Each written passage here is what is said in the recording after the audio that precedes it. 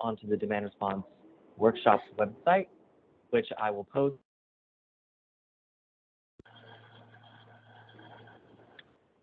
into the link when I'm done opening. I am your host, Andrew McGee, at the California Public Utility Commission. If you have any technical problems, please use the chat function to contact Dan Hansen or send him an email at dghansen@caenergy.com. First, I'd like everyone to take a moment to do a safety check, note your surroundings and the emergency exits nearest to you. Also to do an ergonomic check. Try to make sure that your computer screen is up level near your head, and as well keep track of your body position so that you are not uncomfortable. If you do have an emergency, please call 911 or use the chat function to let us know, and we will call 911 for you. I have muted everyone at the start of this workshop, and so if you'd like to ask any questions, please use the raise your hand function and then unmute yourself when you have been called. If you'd rather type your question, please use the chat function, and then we will allow you to answer your question or ask your question verbally, or we will verbalize it for you. Here you can see at the bottom of this slide the actual functions that you should see at the top of Teams on how to raise your hand, and then the mic button to mute and unmute. Please remember, though, once you ask your question, to mute back. The ground rules of this workshop is that this workshop is structured to allow the demand response providers to present the results of their LIP reports and to engage questions. Please keep all of your questions friendly and respectful, and use the chat feature only for questions or technical issues. Please do not start or respond to sidebar conversations in the chat. You can send direct messages to people who are in here by right-clicking on their name and sending them. So today's agenda, we have 6 demand response providers presenting, and then, as I said, SCE's LCR at the end. Each presentation is 20 minutes, followed with a 10-minute Q&A session, and we will have a 60-minute lunch break from 11:40 to 12:40 p.m., and then the last 50 minutes of this workshop from 2:10 to 3 will be a final Q&A and adjourn.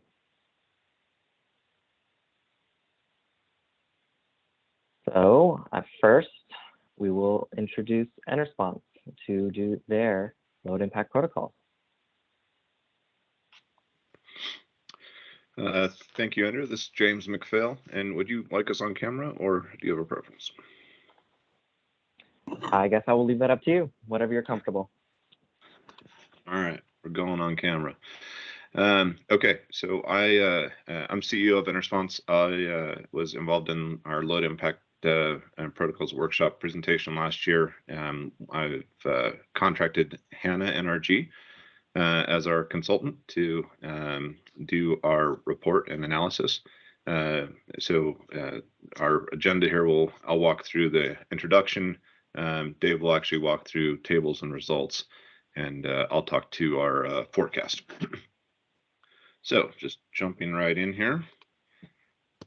Program background. Just to share a little bit about Enrollment. Enrollment is a demand response aggregator and an auto DR integrator. We have actually just over now 18,000 commercial, industrial, agriculture, and municipal pumping sites connected to our DERMS platform across the country. We manage the participation largely through, hopefully my screen's showing okay. We manage participation largely through direct control. While some of our customers are dispatched via traditional email and telephone and text notifications, the majority is in fact direct customer control, to where we're tied into SCADA systems and smart thermostats and everything in between. We have actively been participating in California demand response programs since 2015, and the accounts that we've included in the report for this filing are program year 2021. James, hi, this is Dan Hansen. I wasn't seeing your presentation, so I have shared it and can change the slides for you. Or you can revert back to sharing yours. But okay. I assume it's a slide change time in any case. It is a slide change. So events, I'm on events and dispatch, and let's see.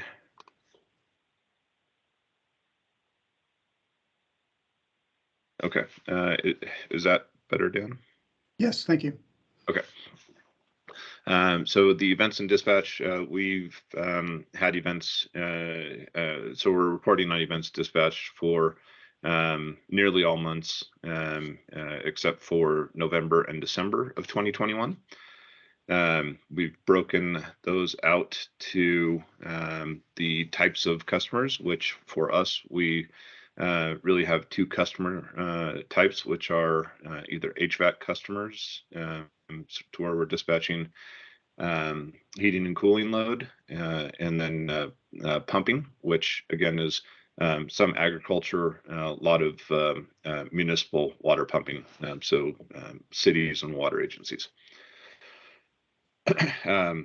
We've then gone into ex post results, and I know I saw Dave Hanna, our consultant, was having some technical issues. Dave, are you back on? Yep, I'm back on. All right, then I'll keep clicking through and let you talk to the ex post results. All right. Good morning, everyone. We used, for the ex post analysis, we developed baseline loads using individual regression models. The accounts were first grouped by end use, and that included HVAC and pumping. Those were the two primary end uses that were driving the load impact. We tried several model specifications using hourly temperature, day of the week, month, and a number of other variables. The final models were then used to estimate the reference loads, and then we would subtract the actual loads from those estimated reference loads to come up with the impacts. Next slide.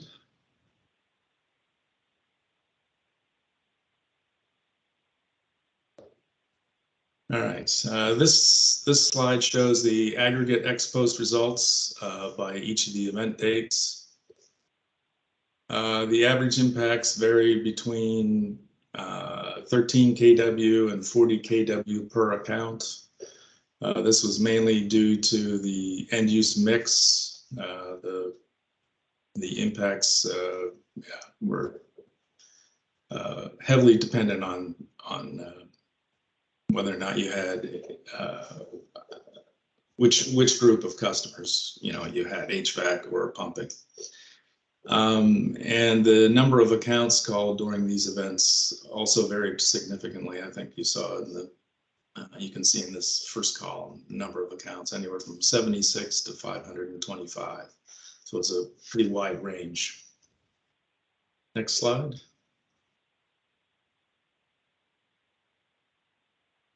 Okay, this slide shows the average reference loads on August 30th. It also shows the observed load and load impact. This particular event was a 2-hour event, and there were 409 accounts that were called. It very clearly shows the 2-hour load drop and what appears to be a little bit of rebound. Next slide. And this slide shows the average reference load, observed load, and load impact for the August 17th event. This was a 4-hour event, and there were 467 accounts that were called. And you can see here that the load throughout the day is pretty flat, which you'd expect for February, and really no significant snapback effect after the event ended. But in general, these baseline load models appear to perform well in estimating the reference loads, particularly in aggregate. Next slide. Now we'll discuss the ex-ante methodology. The ex-ante impacts were estimated using the average percent load drop by end use within LCA and by season from the ex-post analysis. This was done because the impacts did not correlate well with temperature for either HVAC or pumping. This wasn't surprising for pumping accounts, but it was unexpected for HVAC. The best I can guess is that the HVAC accounts were dominated by big box retail operations that had significant refrigeration loads. So you'd have a pretty solid load pretty much 24 hours a day, 7 days a week.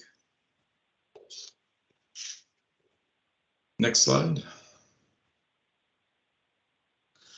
And this slide summarizes the ex-ante impact estimators. So on the far right column, you can see the percent impacts. These were averaged across all the events by season and LCA and use. As you can see, the load drop for pumping is much greater as a percentage of the reference load than the HVAC, regardless of LCA or season. Next slide. I think, James, maybe you want to talk a little bit about the forecast. Sure. So at the request of comments that had came in on the on our report filing, we were asked to provide a low, medium, and high forecast. We've continued to double our amount of connected and participating DR load in California for the past, actually more than double now each year for the past 5 years. So we've taken that to be a more conservative approach. We're still forecasting 30% growth each year for the customers and the verticals that we go after. We don't see a lot of competition in some of these. We're often going after, especially on the HVAC side, a lot of smaller load customers.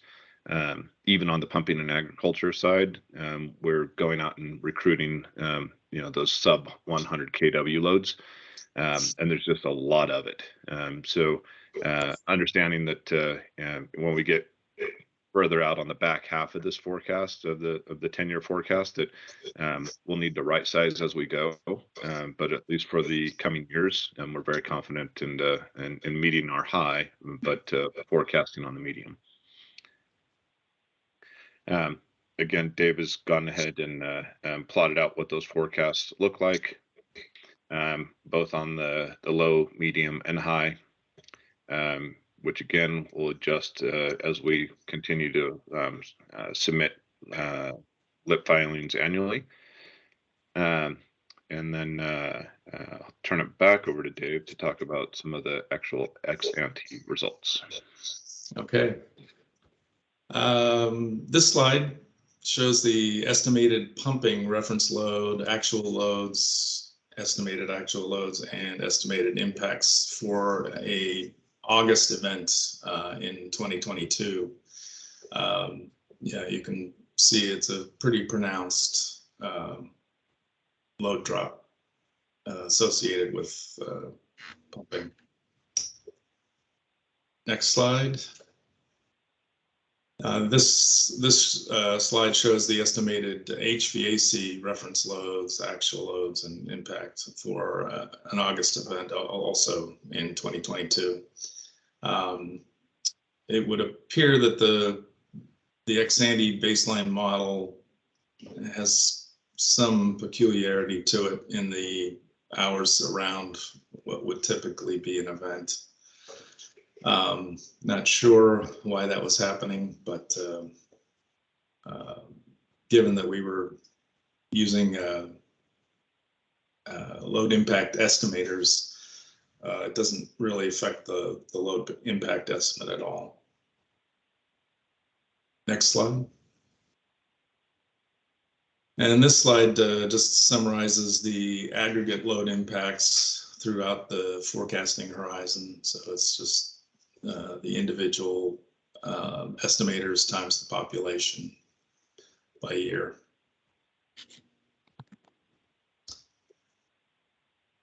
And this was supposed to summarize the 2022 forecast by LCA, but I think I have a mistake in the population count because that doesn't come out right. But you can see basically the differences between the CAISO forecast and the SCE peak forecast. There's very little variation across those, and that's mainly because of our method used for estimating impacts. Next slide.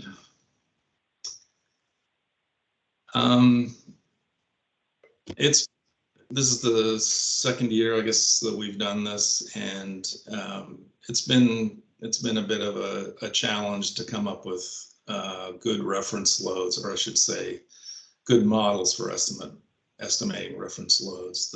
In aggregate, everything seems to work well, but on an individual, more granular level, the models could stand to be improved, and we'll just continue to work on that and see what we can do.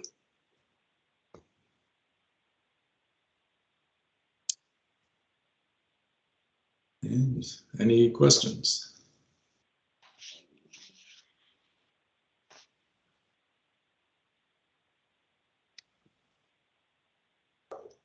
Okay.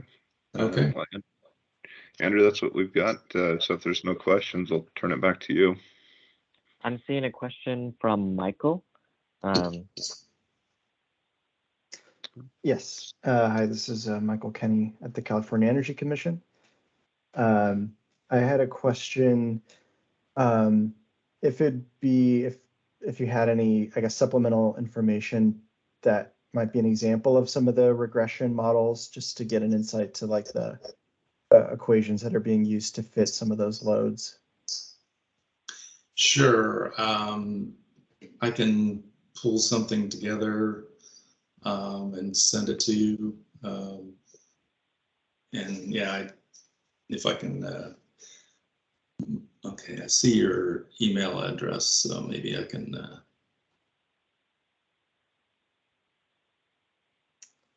Yeah. Yeah. So that's Michael at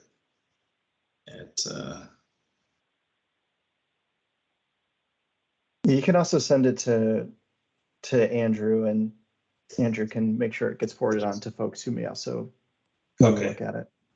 All right. Yeah, feel free to send it to me.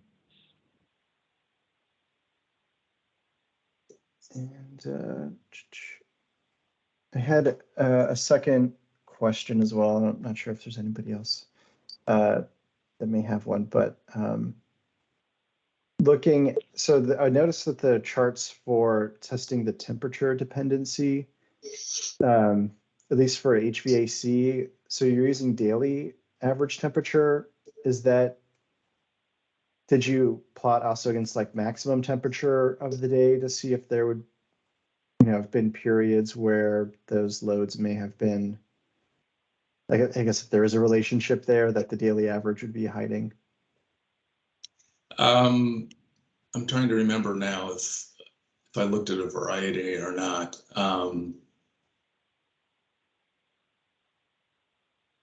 I'm not sure. I think that's something I can follow up on.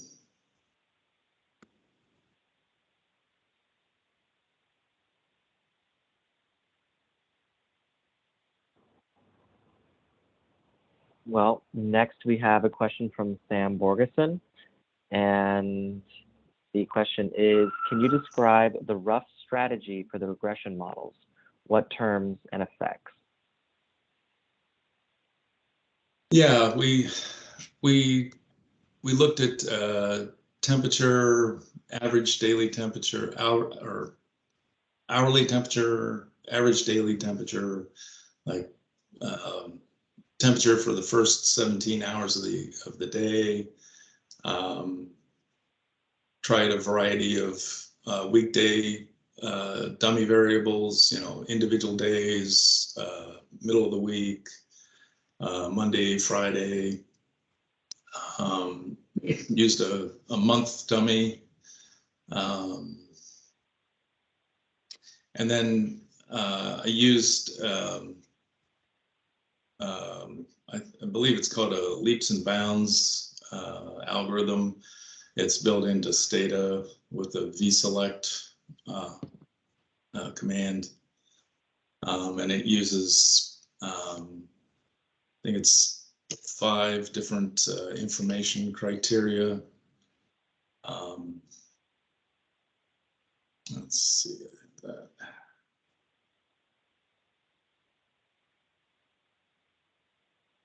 Yeah.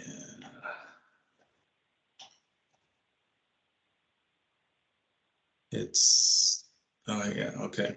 Yeah, it uses Mallows, CPUC, adjusted R squared, AKI's information criteria, AKI's corrected information criterion, and a Bayesian information criterion. And it attempts to optimize on those 5 information variables to pick an optimal model. I didn't use just a single. I went for optimal for various numbers of variables. So it may have been like 4 or 5, 6 variables, and I tested those to see if I could find a best overall, but there really wasn't much difference between those. Once you had selected the variables from that vselect command.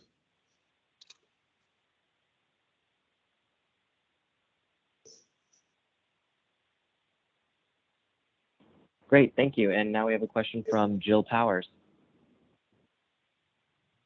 Yes, hi, this is Jill Powers from the California ISO. I had a question on one of your slides, the combined ex-post slide that shows the events and results of the events. I'm curious as to whether or not you've done any evaluation between what you've demonstrated ex-post here and what the performance, the Cal ISO performance measurement was for those events?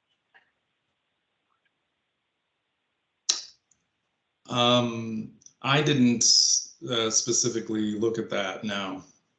Okay. Would that be something that would be readily available or could be made available? James? Yeah, we certainly have it. We'd have to carve it out by program and by number of and by accounts that were dispatched for each program. But yes, we could put that together. Okay, great. And then I did have a question. I mean, you just mentioned briefly about pumping programs, difficulties, and evaluating the pumping programs. I'm just trying to understand that a little bit more. If you could expand on that. Yeah, the issue with the pumping loads is that the loads themselves are not necessary for a given account, are not necessarily consistent from day to day. It's not like they have operating hours that they stick to every day. those hours can vary. And that I haven't been able to find, a way of predicting, during, what hours are going to be used for pumping so far. So it's, it tends to be, the modeling tends to just give you an average of what the load would look like. I've done a little bit of research on it. It appears that rainfall has an influence, but I haven't really dug into that very much yet. Yeah.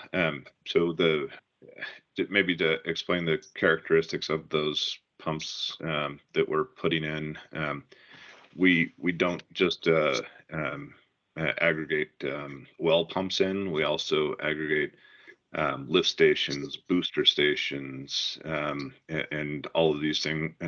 A lot of loads that aren't just relying on getting water from the ground up into a reservoir, but modulating system pressure to regulate the PSI that's going into our homes. So, and with those, yeah, it's a lot more unpredictable. But again, we still include it because we constantly see a load impact there, but yet to Dave's point, it is a bit harder to predict.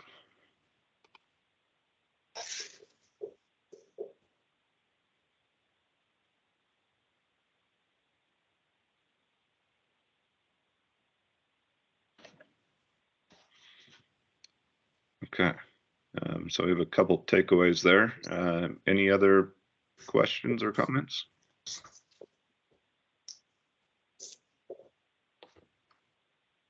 Okay, well, thank you, and thank you for the questions, and yeah, we'll circle back.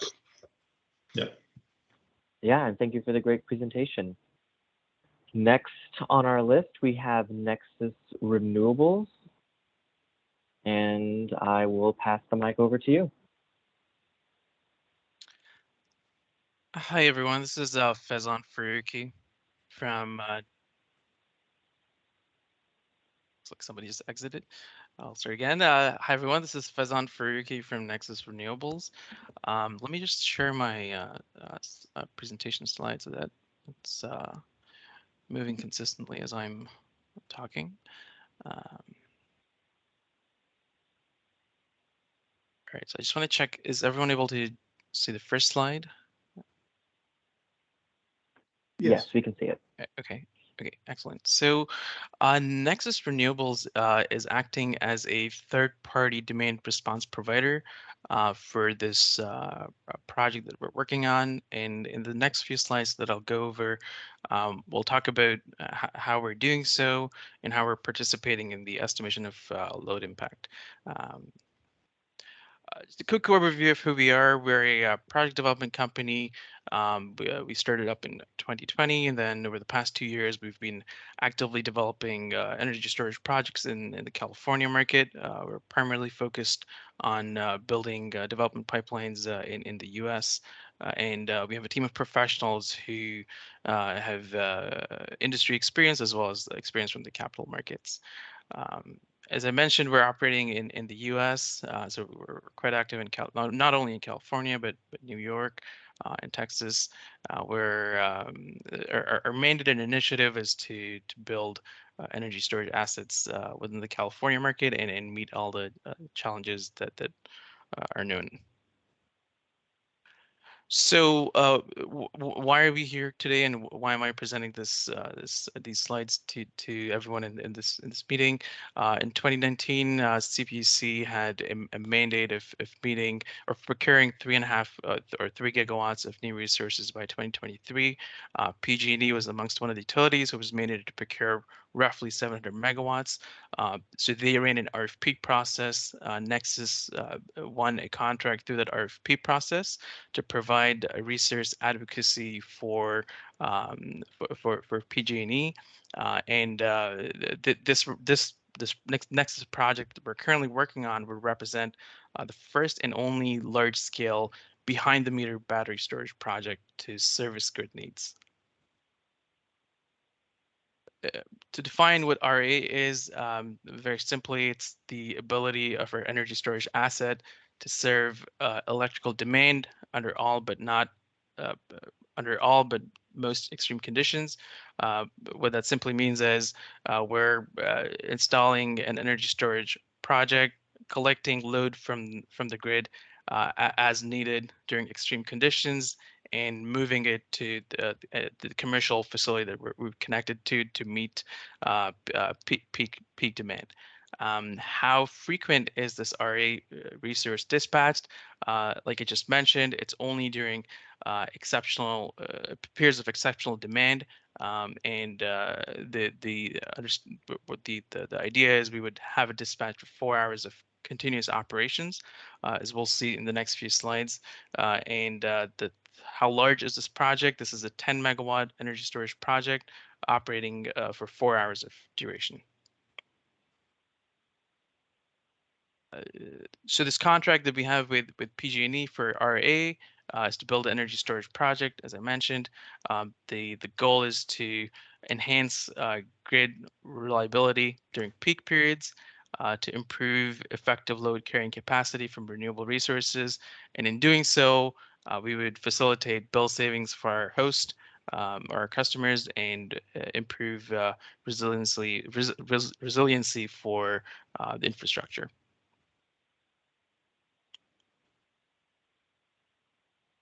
Overview of the project itself. Nexus and PG&E are treating this battery storage as a demand resource at 10 megawatts, 40 megawatt hours. It's a non-export, so we're not exporting anything to the grid. Everything stored will be exported to the facility that we're connected to. The goal is that this battery would be treated as a RA within the PG&E area, and currently, for the time being, since the battery is not installed, it's acting. We're running simulations where we're viewing this as a proxy demand resource that would be registered with CalISO. The reason we're here today is we're seeking qualifying capacity through this LIP process for the battery asset to register this as behind the meter service.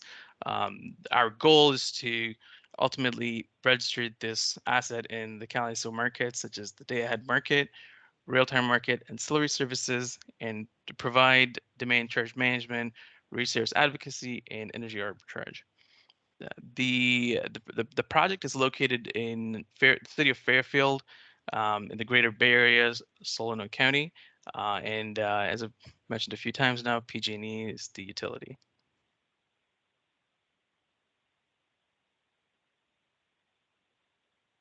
In terms of how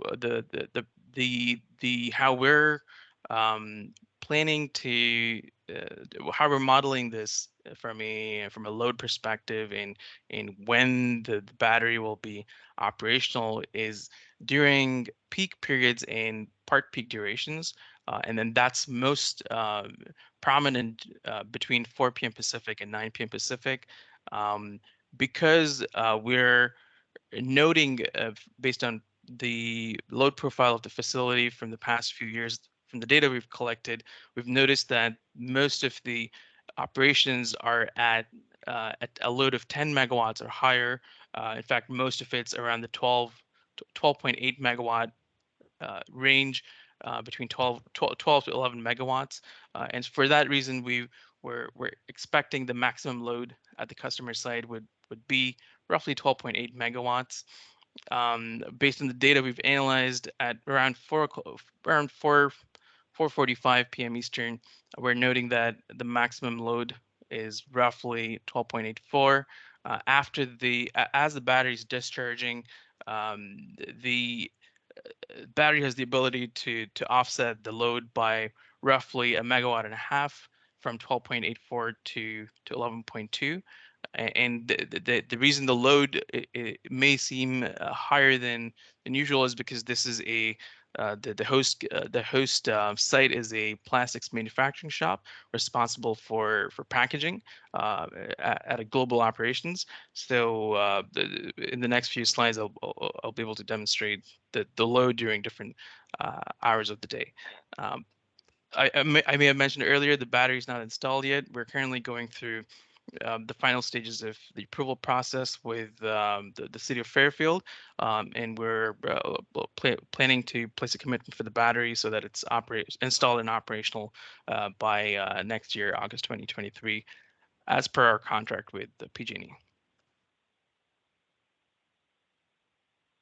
So our approach is one where we're since the battery is not installed, we've taken the view that we have to run ex-ante analysis based on the fact that the batteries are deterministic and they have the ability to dispatch based on the building loads available to us. So we take a view of forecasting event performance from non-event days and compare it against event days, event day data to estimate event performance using an internal forecasting tool, so it's a pretty simple tool we've built to be able to determine what that would look like. We're currently running this as a proxy, as I mentioned earlier, and we were using weather data available from PG&E to be able to figure out what's the best way to deploy this asset. So we collected data from 2021 and 2020, and there were roughly 35,000 data sets, from which we had about 32,000 data points which were greater than 10 megawatts, and that's one of the reasons we're reviewing the qualifying capacity that we would request. We would ideally like to have that in the 10 megawatt region, because the idea is that the battery would address the loads which are greater than 10 megawatts. I mentioned earlier that as the battery's discharging, it's reducing load from roughly 12.8 megawatts to in this case, we're noting the highest net load is in the range of 11.2 megawatts, and this is during on-peak hours. And it's a constant value throughout the course of the operations because it's a net load. So the battery system is expected to keep it at that value by consistently discharging. Here we have our results from. Could I interrupt you, Faizan? Sure. I need to ask you a question. This is Alok Gupta in Energy Division. So going back to the last slide, it seems like you're saying that the battery, can you go? Yeah, it seems like you're saying that the battery will be discharging often to maintain the net load at 11.2 megawatts roughly. But I guess on another previous slide, you described the battery as 10 megawatts times 4 hours. And then the QC is also 10 megawatts. So how does that, that doesn't seem to add up. I mean, if the battery is discharging to maintain 11.2, and it is a 10 megawatt battery, then the QC is going to be less than that, right? I would have to take that back in, Alok, and then maybe get back to you in an email. But thanks for pointing that out. Okay. Well.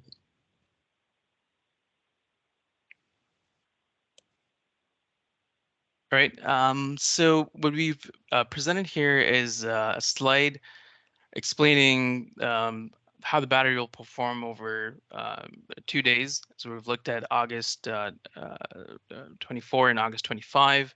And you'll note here, in particular, the load kilowatt column, where the facility's loads described based on how it's functioning during the day. Starts around 5. Here we've demonstrated that it starts at 5 o'clock. Ends around 9 in the evening, and the loads are variable based on how those facilities performing.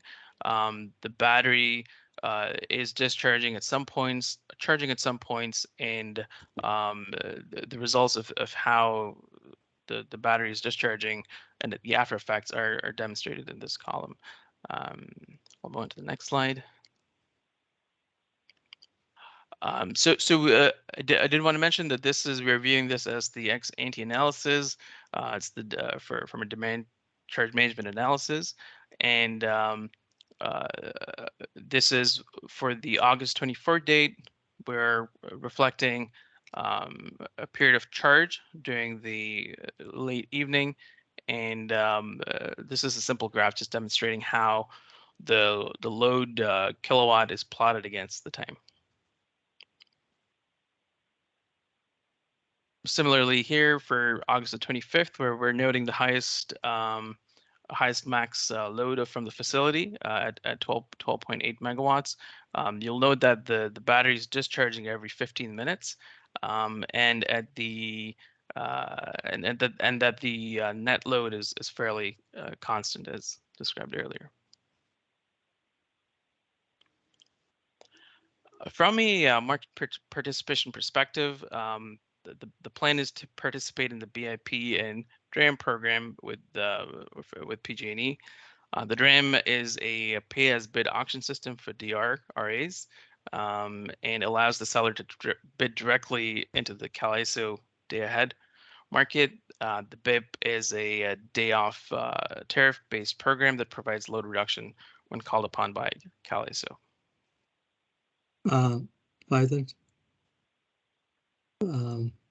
are you saying that the battery is going to participate in either BIP or DRAM, and that's how the RA service is being provided?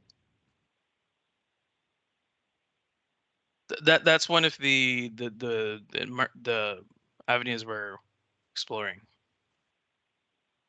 Well, I guess if the battery is going to be participating in either one of these programs and only these two programs, then it doesn't really need to go through the LIP process. It shouldn't be going through the LIP process.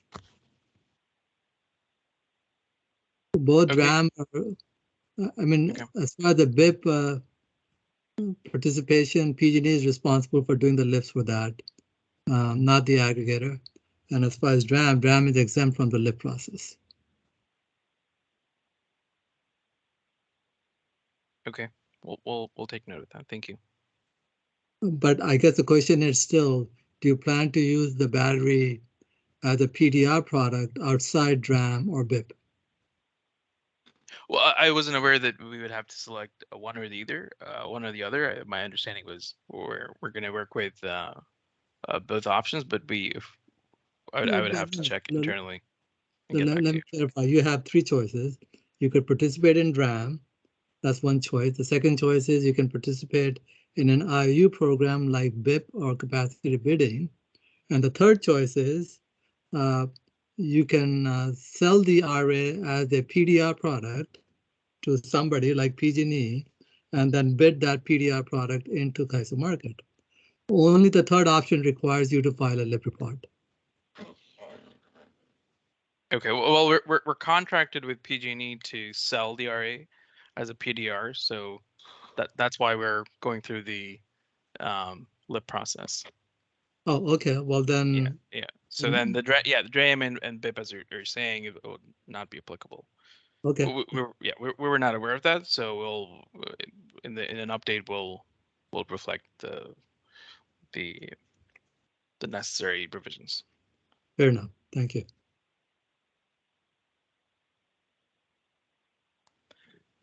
In terms of dispatch strategy, since the battery is registered as behind the meter, we will be participating in energy arbitrage, demand charge management, and in the next two slides, I will quickly go over what those subjects are, and I'll try to be mindful of time. I think we have 2 minutes left. For the presentation. So how we're viewing energy arbitrage is based on energy prices. So here we are planning to discharge. Faizan, not to interrupt, but you have 12 minutes left, so you don't have to rush. Okay, thank you. I wasn't aware. All right, maybe I'll take it slow then. So dispatch strategy for the Nexus battery would be to participate in the energy arbitrage activity. That's done in the summer season, and it will discharge. The plan is to discharge it during high cost hours in August and September. We would avoid discharging against the fixed during the fixed price duration, and looking to recharge as much as possible during the low cost on peak hours to minimize the BIP impact.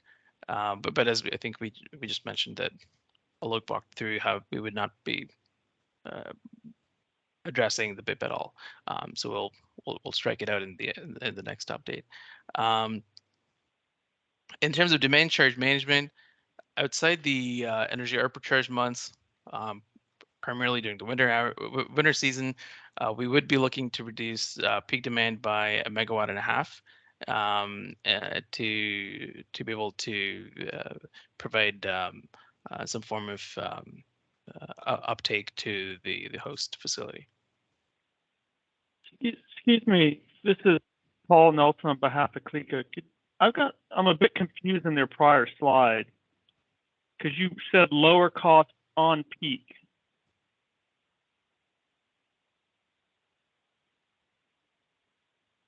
Okay. You're going to recharge as much as possible during the lower cost on peak hours. And what's classified by the utilities as on peak, or the peak periods, is like 4 to 9 p.m. is the highest cost. So I'm confused with the statement.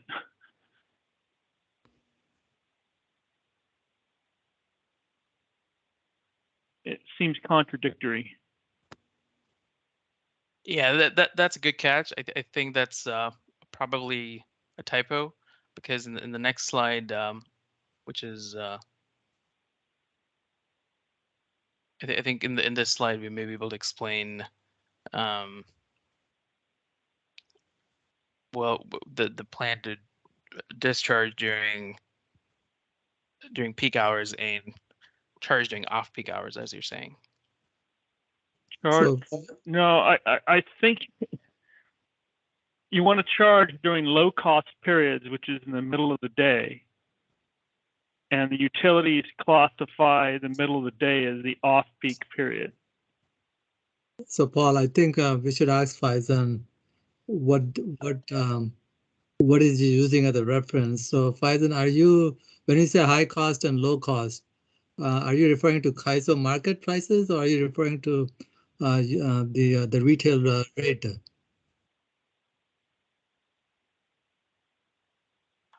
These are index pricing that I am not sure whether these are market CAISO market pricing based indices, or I would have to check. Is the charging and discharge being done at retail or wholesale?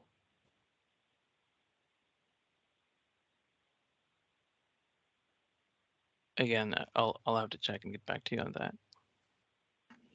Okay. If you revise this, I would recommend just say high cost periods or low cost periods. I think would, instead of trying to classify as on peak, I think it would be a lot more understandable to people. And I think as I go forward, when I'll think of this as either high or low cost periods, because that obviously makes sense, as you're going to charge during low cost periods and discharge during high cost periods. All right. Well, thank you. Yeah. Sorry to interrupt. Yeah, maybe I'll just quickly pull this slide up where we're demonstrating that we're at least this spreadsheet provides guidance on when we're discharging, which is in the summer here, it's on for peak periods, and there's a small charge event taking place as well in that duration. So I'm not sure if this answers the question. Okay, so this slide, Faizan, you're showing peak relative to the retail time of use rate, right? The third column is showing time of use. Right. So you are charging and discharging and doing an arbitrage based on the TOU rate. Is that right? Yes. Yeah. Okay. So I have, assuming that's right, then we have two possible subtractions on the QC. So you have discharges going on to keep the net load at 11.2 megawatts. So that's one subtraction. And then to the extent you're doing energy arbitrage and TOU rate, that would be another subtraction on the battery capacity to get to the QC. So there's at least two D-rates that you haven't accounted for to claim 10 megawatts QC. So we can get back on that later. Okay.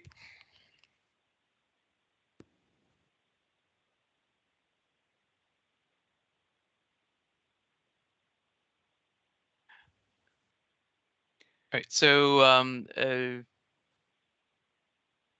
how this battery we plan to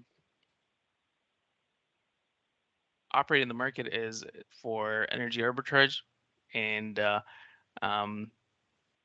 we've collected some data points that we'll clarify perhaps in an update or a presentation, and that where we collected the data points from. But the idea was to that their energy pricing, which is high in most evenings, and during the rest of the day, that energy pricing is relatively lower. The battery would discharge during high cost periods and recharge during low cost periods, ultimately providing an upside for the host site's profit loss revenue. Hey Faizan, this is Eric Lyon from the California Energy Commission. I was just wondering, how were the energy arbitrage months of August and September selected? Is that like a programmatic thing, or is that something that you sort of came up with? Are you asking here in the slide?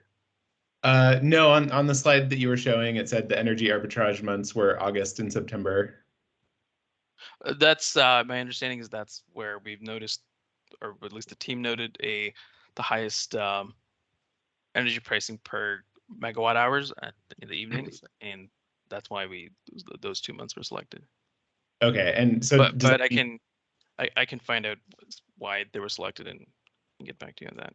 Sure. Yeah, I was just wondering if that means you're, not going to be doing energy arbitrage in other months, July, or if these are just here we've indicated the plan right now is to do it primarily in the summer for August and September, but whether we're doing it for the remaining months, I can check and find out.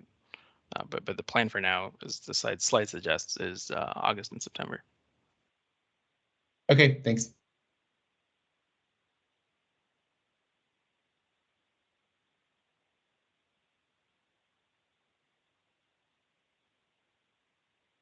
We'll on to the next slide, where we are addressing demand charge management.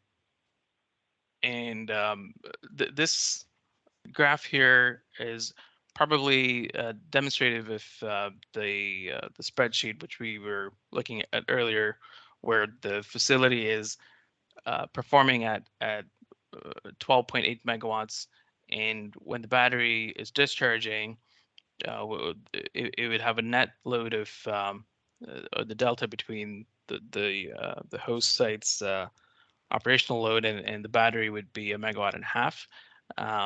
And in doing so, we're optimizing and allowing we're alleviating the pressure from the grid and reducing bill savings for the client.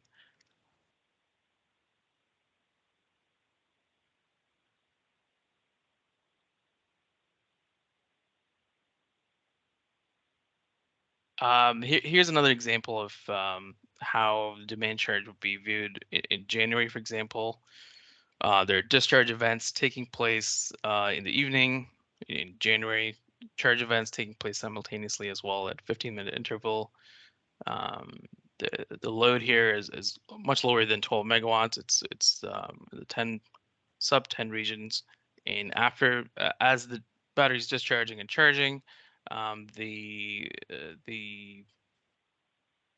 resulting load that would be left that the host site consumes would be roughly in the 10 megawatt region.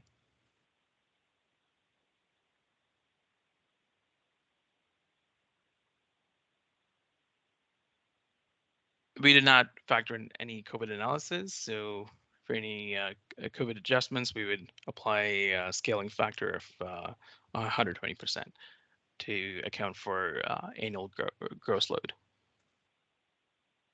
And that's about it. I think we're finishing just on time. There were a few questions asked during the presentation, but I'm sure there are a lot more, so happy to stay around and answer any questions. Great, yeah, so if anyone has any questions, we have the next 10 minutes set aside for those. I did see a question from Stephen Costello asking if the host site that you're planning on building this battery, is that host site currently participating in the base interruptible program, or was that something that you had originally thought about joining? Sorry, can you repeat the question again?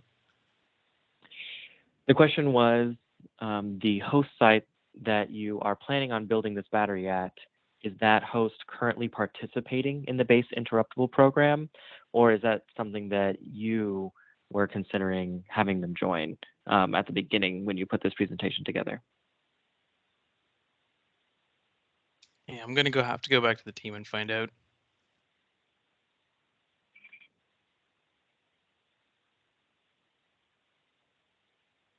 And then I see a question from Jill Powers. I don't remember if she had asked it out loud, but the question is, will this battery be used for any other services or maintained on standby for full capacity as a PDR? So this kind of goes back to Alok's question about exactly what you're planning on, what services you're planning on providing. Well, I mean, that question has been answered. He did go through the different services after Jill posed that question. Great. Well, I don't see any other questions.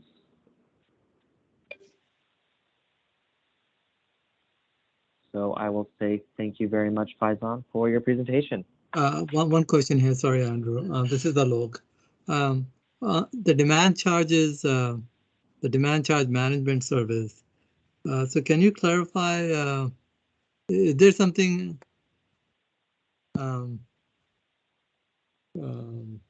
Let's see. So the 12.8 to 11.2 net load management, is that what you're calling demand charge management, or is there something else going on beyond keeping the net load at 11.2? That's what we're terming as net demand charge management. Okay, so the keeping the load down at 11.2 is what we're calling demand charge. Okay. Yes, yeah. But that's I mean that's for example, that's for the month of August during this particular period. Right. In the month of January, for example, based on the analysis we've run, it would be a slightly lower net load at, for example, here we're demonstrating it's at 10.7 megawatts. So it would fluctuate throughout the. Sure. Yeah. The net load target would change based on the month, but separate from that net load target level that you maintain, you would be doing some energy arbitrage in addition on non-event days. I wanted to confirm that. Yeah, I'll have to find out whether we're doing any energy arbitrage on non-event days. I couldn't hear you. Did you say that you would be doing that?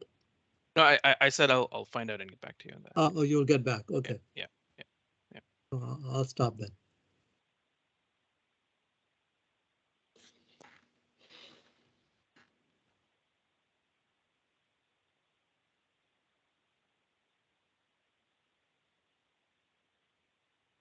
All right, and hearing no other questions, I will again say thank you very much, Nexus, for this presentation. Thanks, everyone. And Alok, I'll respond to your questions in the email. If anybody else asks questions, I think my email is on here, so feel free to send us emails. Sounds good. All right, and next we have Leapfrog Power. So I will pass this off to you.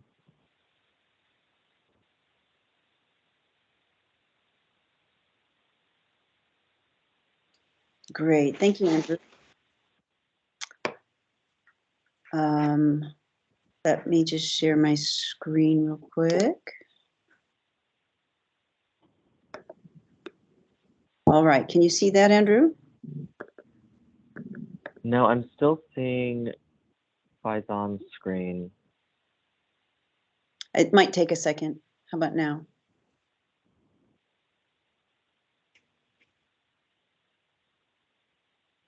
No, huh? Yeah, I'm not. Are others?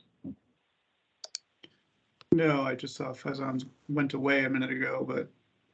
Did you see it for a second? Nope. Try again, just try again. Yeah, I think there's just a delay, and every time I think it's there, then it's not. So let's do. Right now we're seeing Andrew and you, Karen, on Oh, the screen. you can see it. Excellent, good.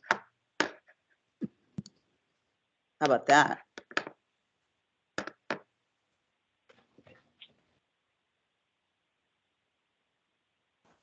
Still nothing. Andrew, is it possible for you to share the slides and Karen present it? Yeah, Dan, do you have those slides available? I can do that, sure.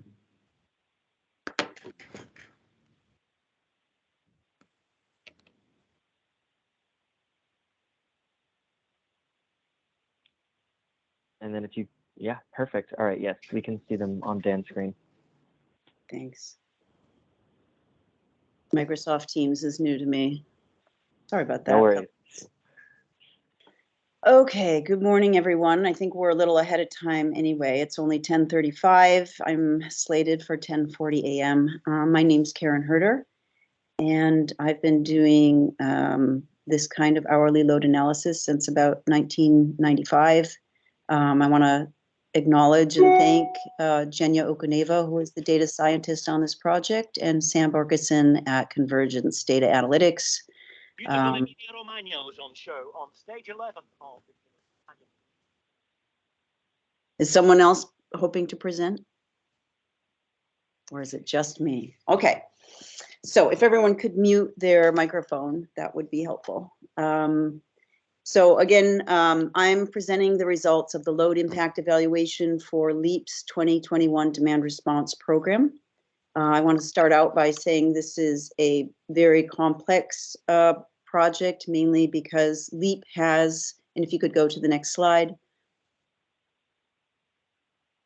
a very diverse, large program that involves both the non-residential and the residential sectors.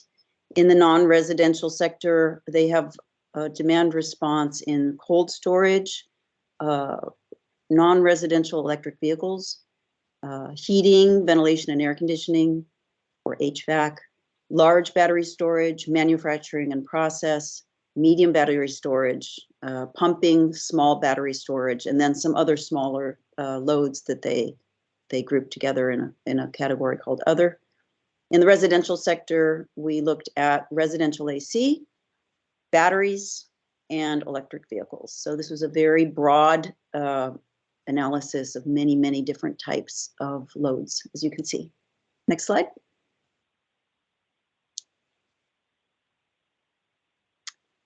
Altogether, LEAP has over 16,000 meters across the 3 investor-owned utilities.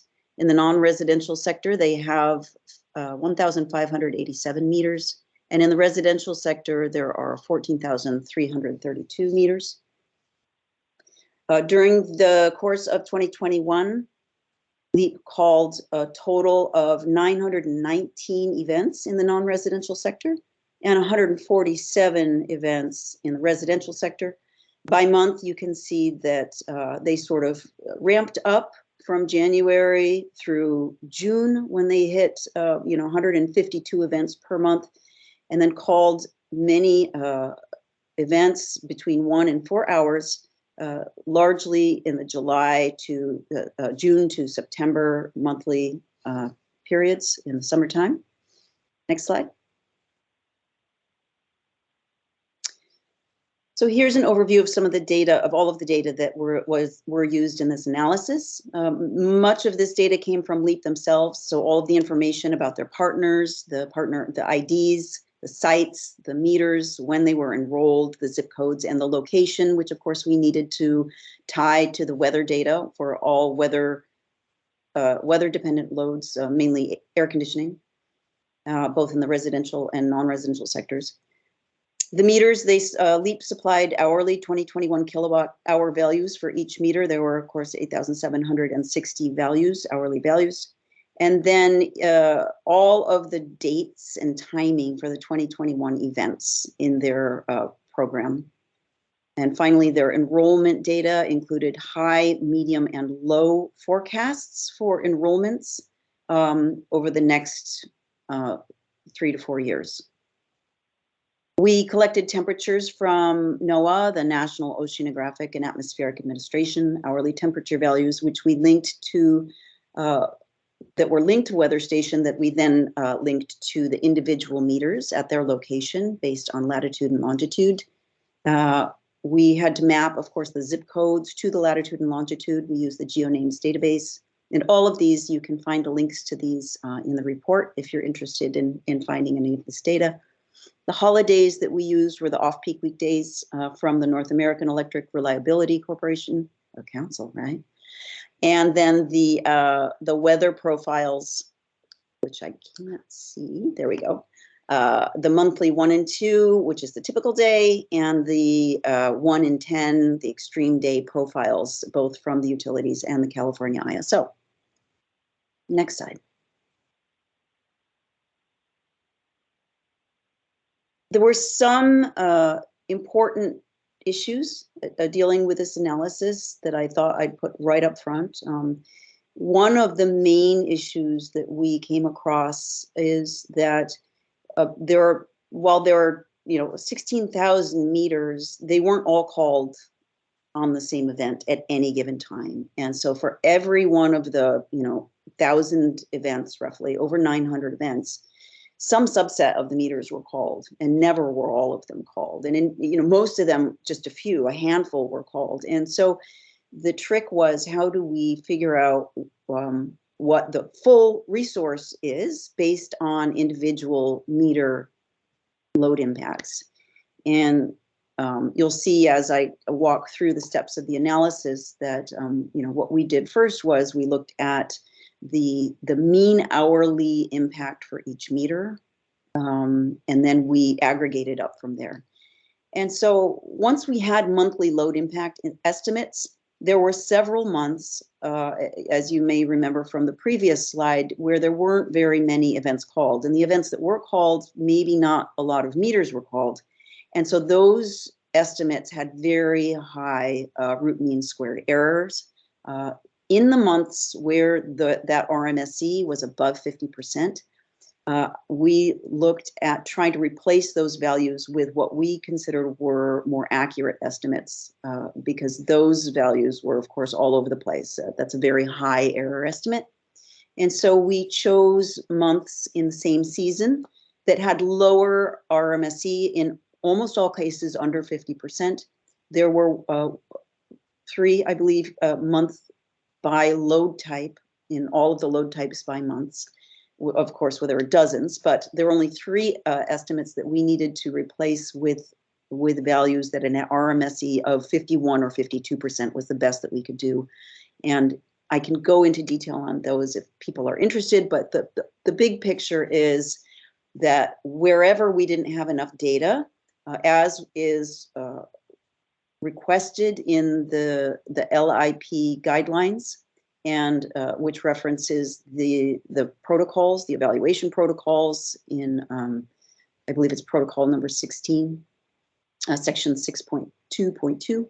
it says if you don't have data, try to find it somewhere else. And so we followed that rule, and we went and found what we thought were very good estimates in other months for the same exact meters, but in different months. And so we looked at events called roughly the same temperature where it mattered, and in most cases it doesn't, because most of these loads are not temperature dependent. And so cold storage, HVAC, large batteries, pumping, small batteries, and res ACs had some values that were replaced with lower error estimates. And that's probably the most unusual thing about this analysis. So I wanted to put that out there right up front. Are there any questions on that? Alok, I'm guessing you have questions on that.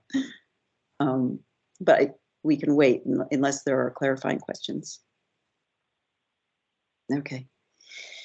So another important part of this analysis is because not all meters are called on all events, it's very important how the impacts are aggregated. So in a normal panel, data where you've got, all of the events and all of the meters and all of the hours, it's very simple. You can average them in any of the multiple dimensions that you want.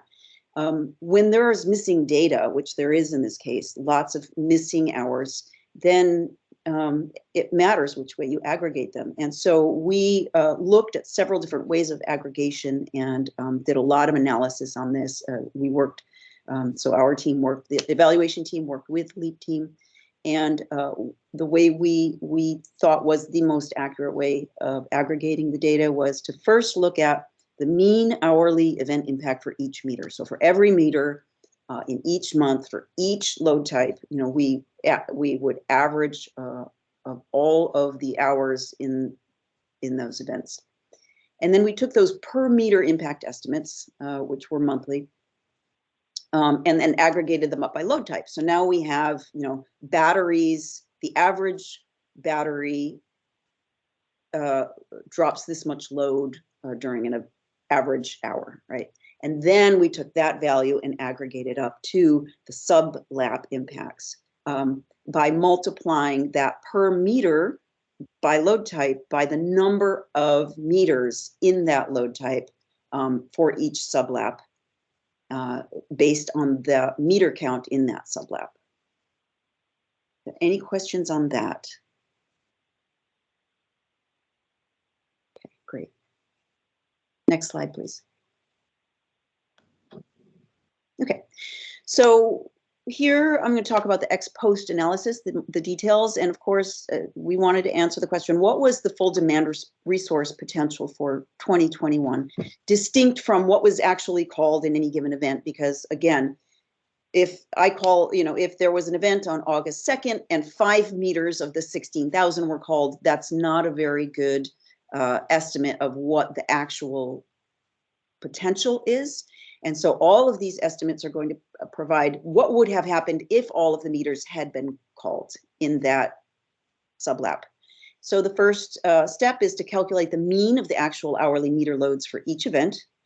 And then we estimated event baselines, which were different for each load type. So for the residential air conditioning baselines, we tested 5 separate models, including 10 of 10 models, 5 of 10 models, California ISO 10 of 10 and 5 of 10, and a difference in difference. DID stands for difference in difference adjusted, 10 of 10, which we chose as having the lowest bias and standard error. And if folks could mute microphones, please, if you could mute your microphone, that would be great.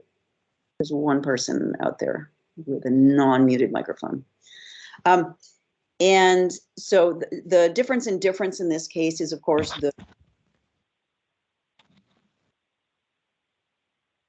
if you could mute your microphone, that would be great. The difference in difference is during the event period, so 2021 versus the prior year. And then also there's a control group in this case, which consists of all of the residential air conditioning customers that were not called on that day. So we had a sort of a default control group being actual air conditioning customers that weren't called on during those events. For all other loads, so all of the non-residential loads and residential batteries and EVs, we tested 5 other models, and we chose, initially we had chosen a 10 of 10 model with an additive adjustment. And then we found that for some of the largest loads, we did per meter plots so that we could look at each load and each baseline and determine whether the baseline was accurate based on non-event day loads. We found some that were way off if we picked just one model and applied it to all of those different load types, as you can imagine. And so instead what we did was we developed meter-specific baselines. So every single meter, not just every load type, but every single meter, we tested all 5 model types, and we chose the one that had the lowest standard error for that particular meter, so that each meter had its own baseline for load impacts. And by using that method, obviously when we looked at the 5 models and then the 6th being meter-specific baselines had by far the lowest standard error sort of by definition. And then finally, we, as everyone else, calculate the impacts as the difference between the actual and the baseline loads. Next slide, please.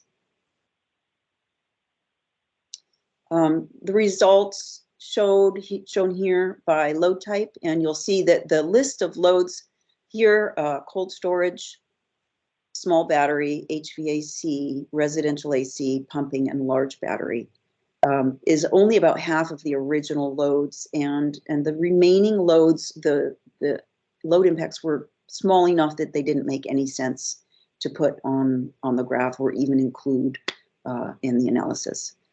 And so you can see here pumping has by far the largest of the load impacts, followed by HVAC, residential AC, and cold storage. For a total of, in August in 2021, had all of the meters been called at the same time, we would have expected about 60 megawatts of load impact from LEAP's portfolio.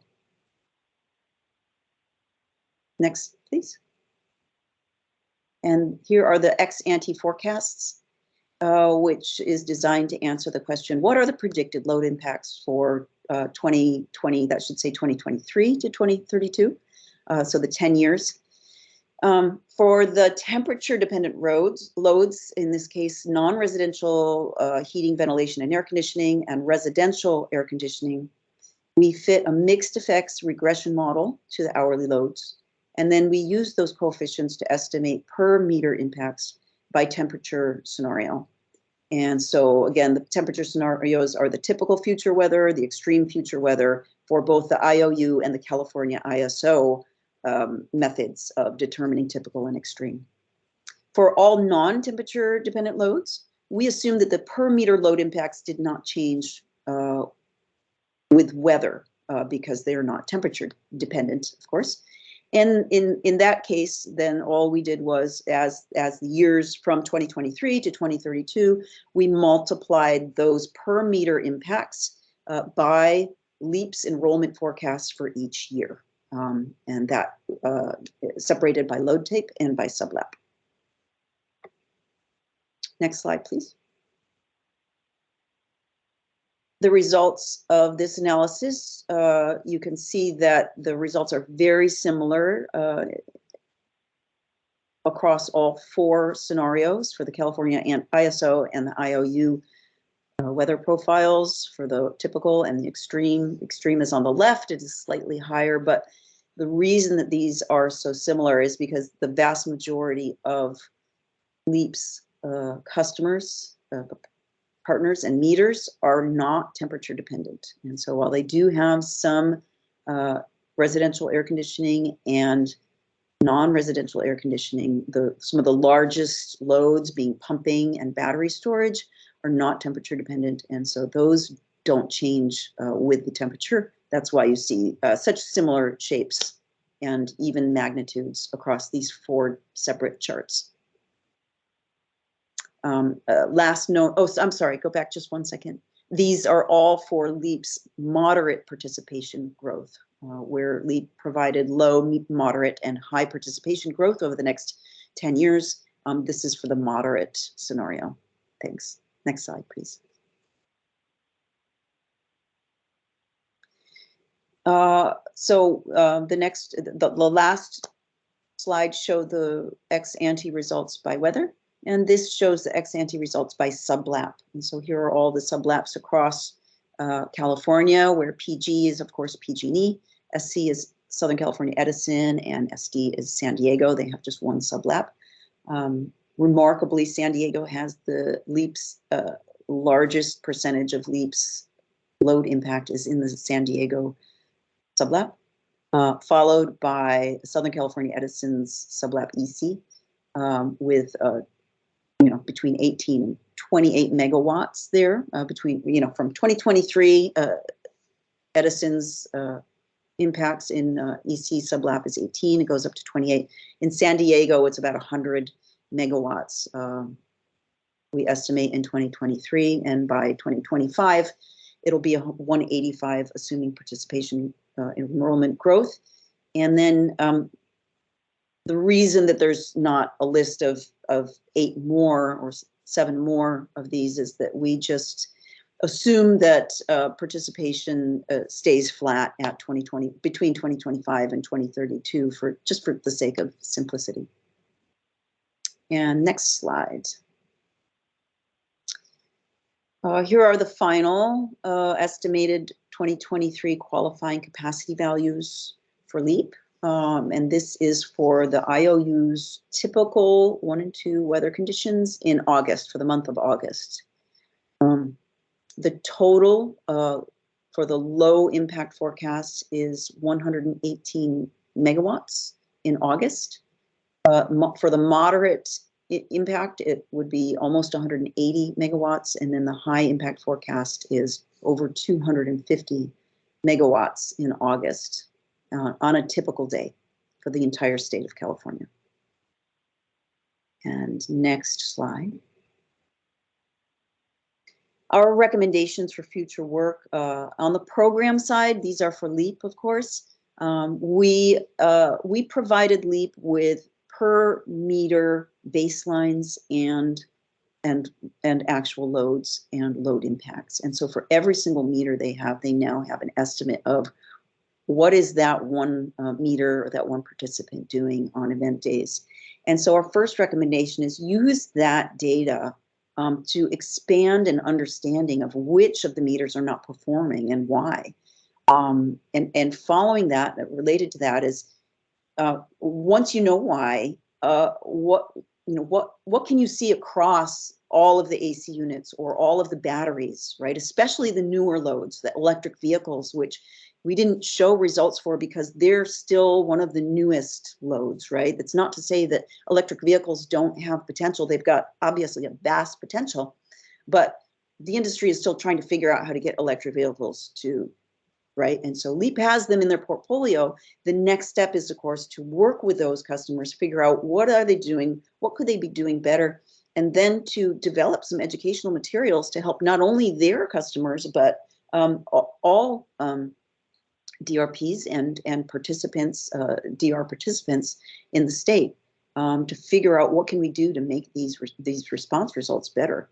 Beyond just getting more and more and more participants, work on every individual participant and say, here's what you can do better. This is how you should be programming it, or this is the system that works better, the control system that works better, or that sort of thing. And then finally, expand efforts to maximize performance during quarterly full resource tests. And I included this one because there were 4 or even maybe 5 or 6 resource tests done by LEAP, but there were still not every meter participated. Not even every meter was asked to participate and it's just a logistical issue, right? It's, I'm a customer and I can't do it today.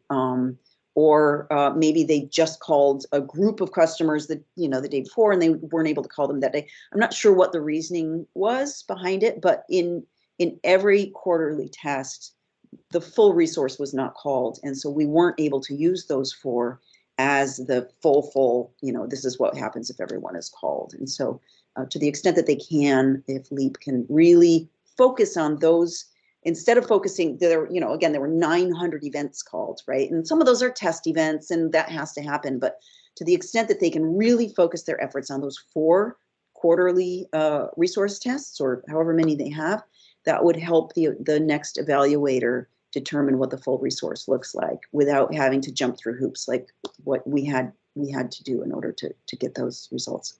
And next, please.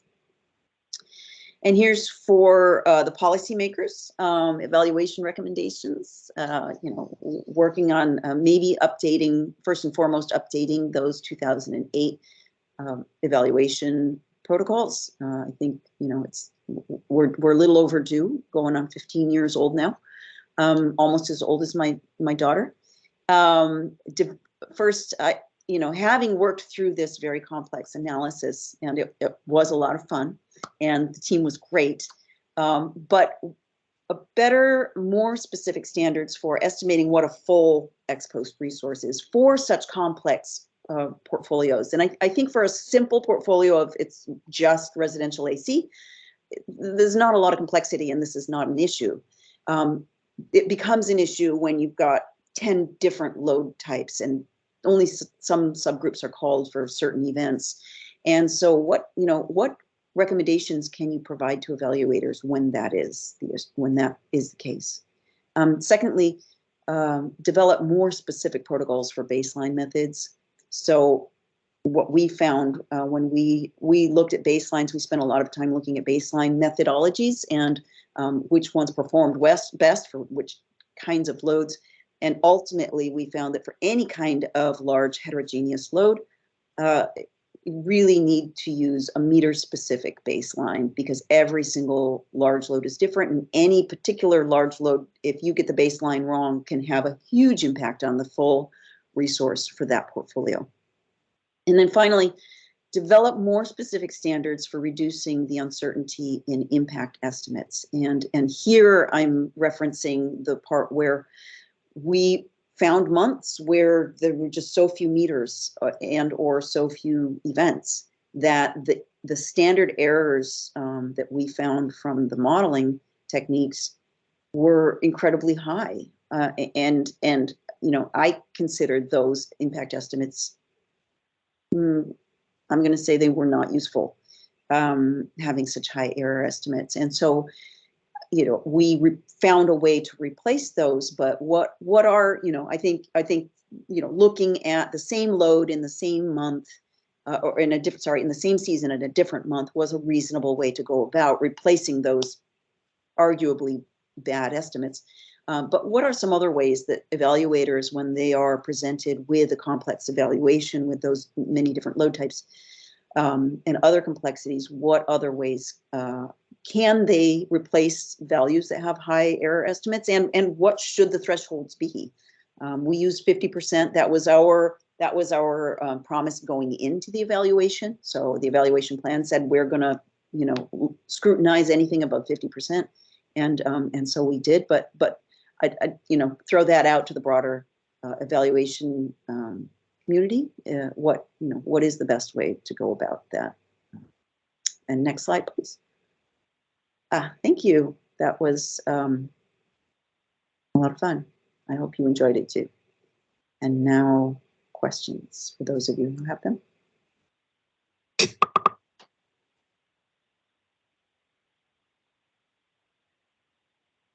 You can unmute your microphones now.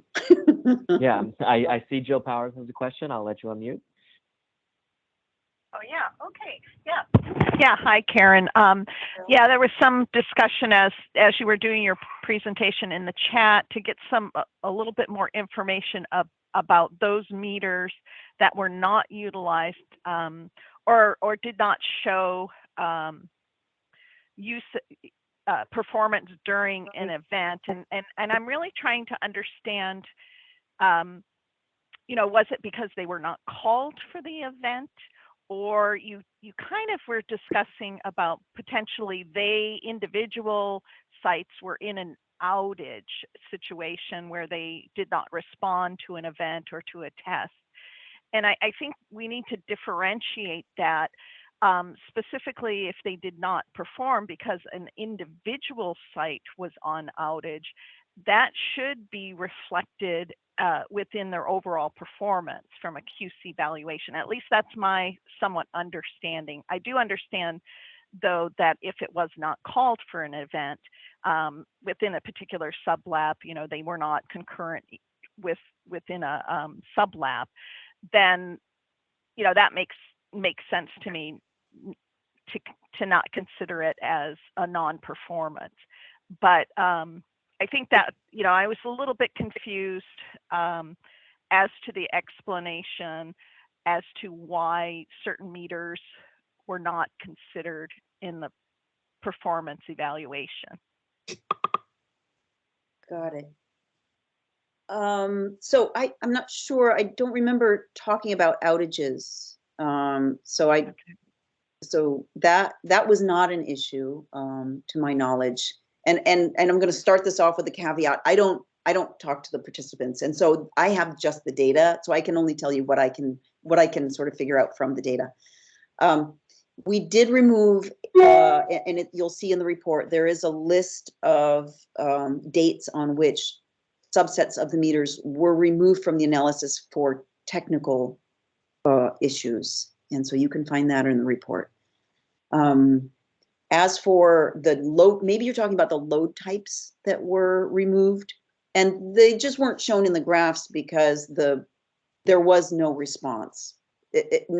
And I don't know why there was no response, but when we did the analysis for, let's say, you know, the non-res electric vehicles, for example, there were a number of non-res electric vehicles, but for some reason, you know, some responded, but a lot of them didn't respond. It was pretty all over the place. And so when we averaged it all out, the response was essentially 0.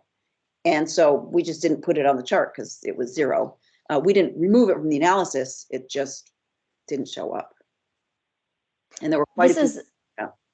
Yeah, this is Amani from LEAP. I just want to clarify that the load types are all part of the ex-post analysis. They weren't removed from ex-post, and we sent all the data over to CDA for all the meters, including any low performing meters. The only ones that we sent, even the ones that had technical issues, we just made a note that there were some meters that had technical issues, and we listed what those technical issues were. And there's a list of that in the report that was removed.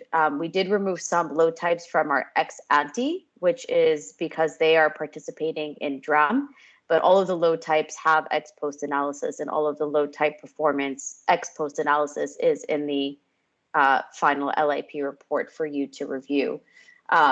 There were some load types, like Resi battery, for example, that had some technical issues in their first couple of months of participation. And so you can see that in the ex-post analysis that the first couple of months of participation are lower than in the later months of their participation. And these are meters that came on in the middle of the year. So you don't have performance for them in the first half of the year.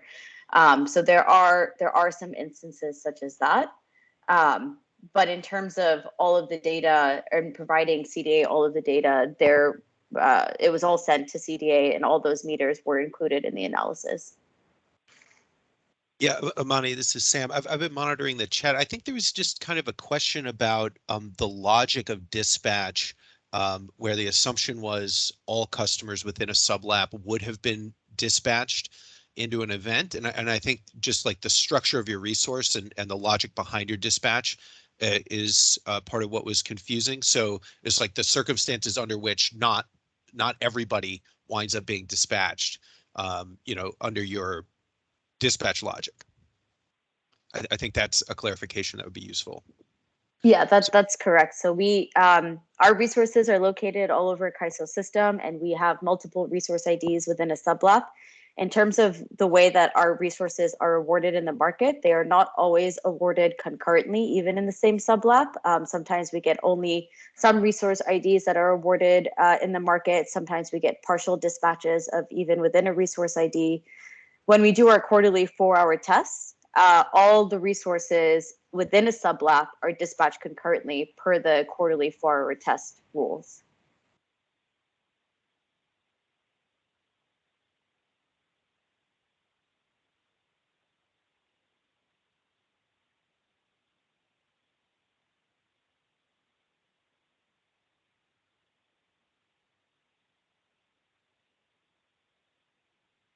Any other questions?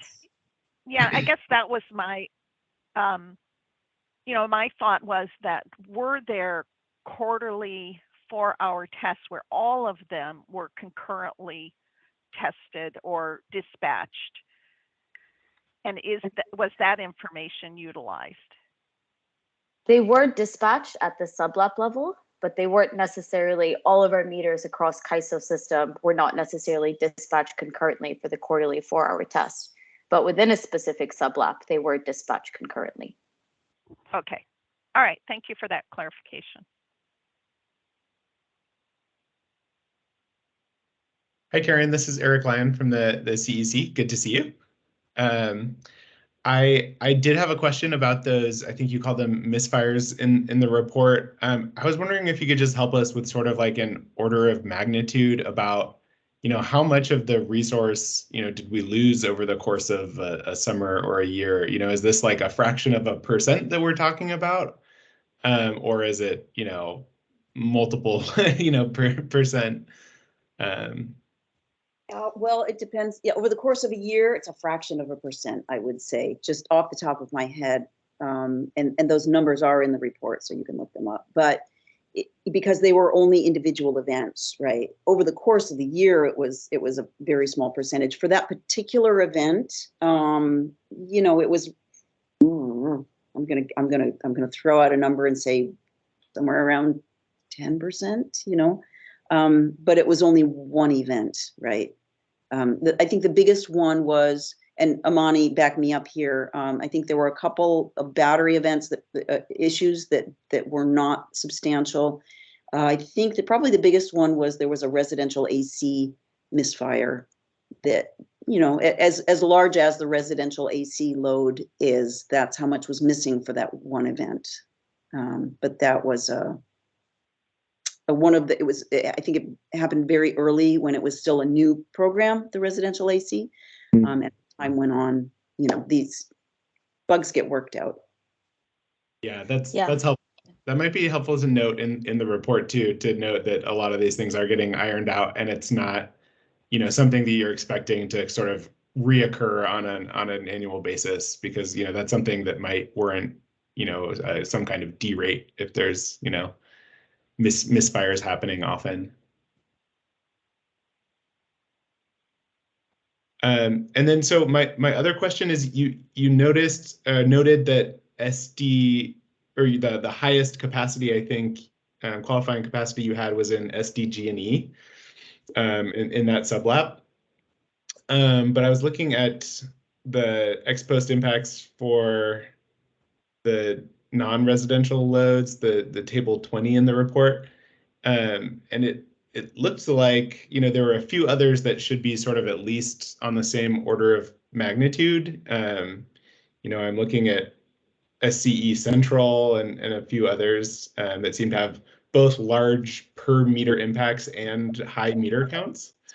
Can you explain the difference? Is this like a difference in load growth moving into, or resource growth moving into Ex-Ante analysis, or where that's coming from? I can take this one, Karen. This is Amani from LEAP. Eric, this is one of the issues that we have with the load impact protocol report, that we have to forecast so far out in advance by sublab and by IOU territory. So LEAP is a B2B model. We work with partners. Our partners bring in the meters, and those meters can come in anywhere within CAISO system. And so we really don't have a very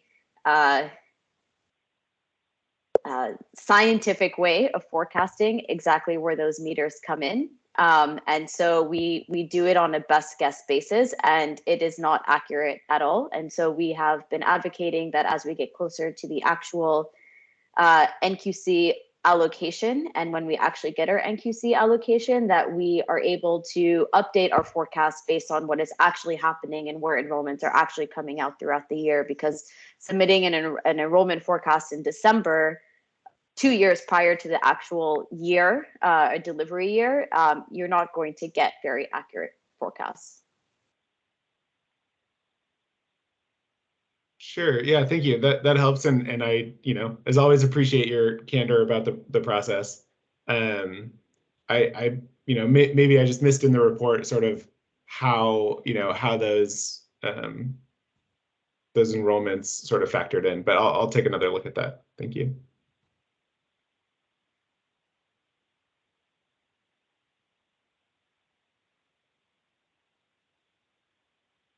This is Michael Kenny. I'm at the Energy Commission. Hi, Karen. Thank you for the presentation. I had a question about the ex-ante projections, and I guess this might tie into the kind of forecasting problem. So it looks like in the ex-post, you estimated about 58 megawatts for that August peak. That if everybody had been called, that's kind of what you would get.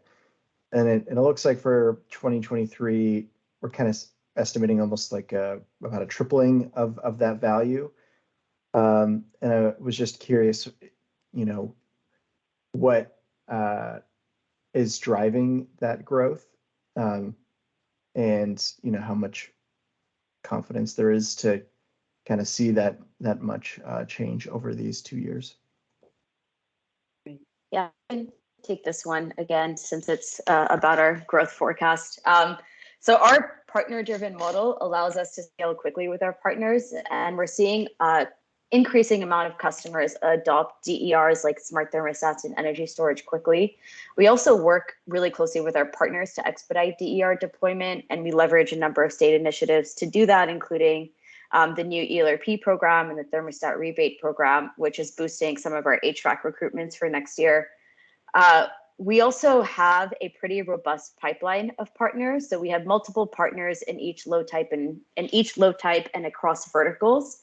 And so that helps us mitigate risk against potentially losing a partner or having partner attrition or potentially not meeting one of our forecasted partners. And we also, so currently we have about 40 contracted partners, which is twice the amount that we had at this time last year. And we're seeing that a lot of our larger partners like storage partners and EV partners that have large capital investment upfront costs, they're using grid services and demand response as a way to help provide some of that capital to develop more resources. And so we have a pretty good line of sight into a lot of these types of resources coming online and participating in grid services over the next year or two.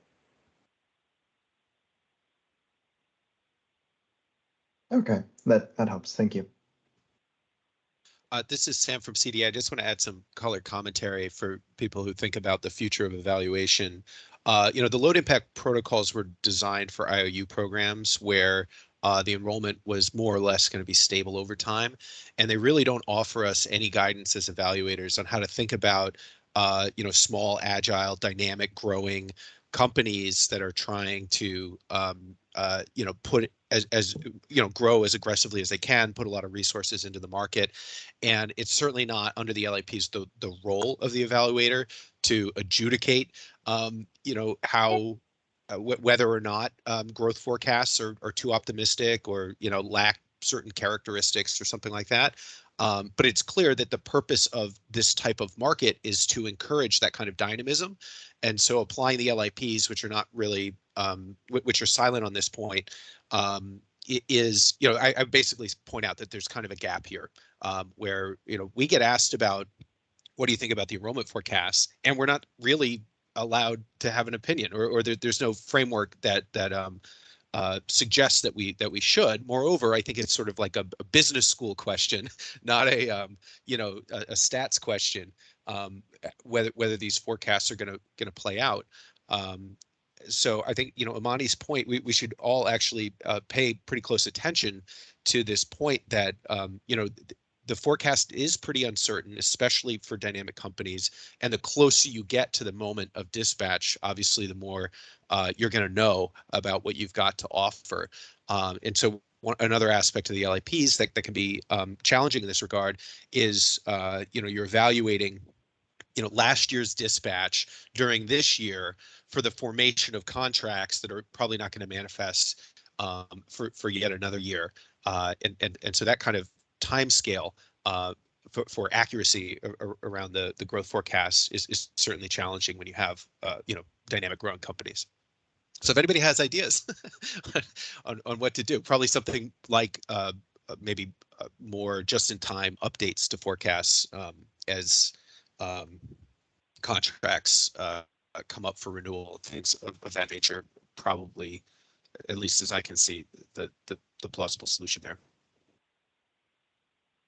Soapbox, sorry.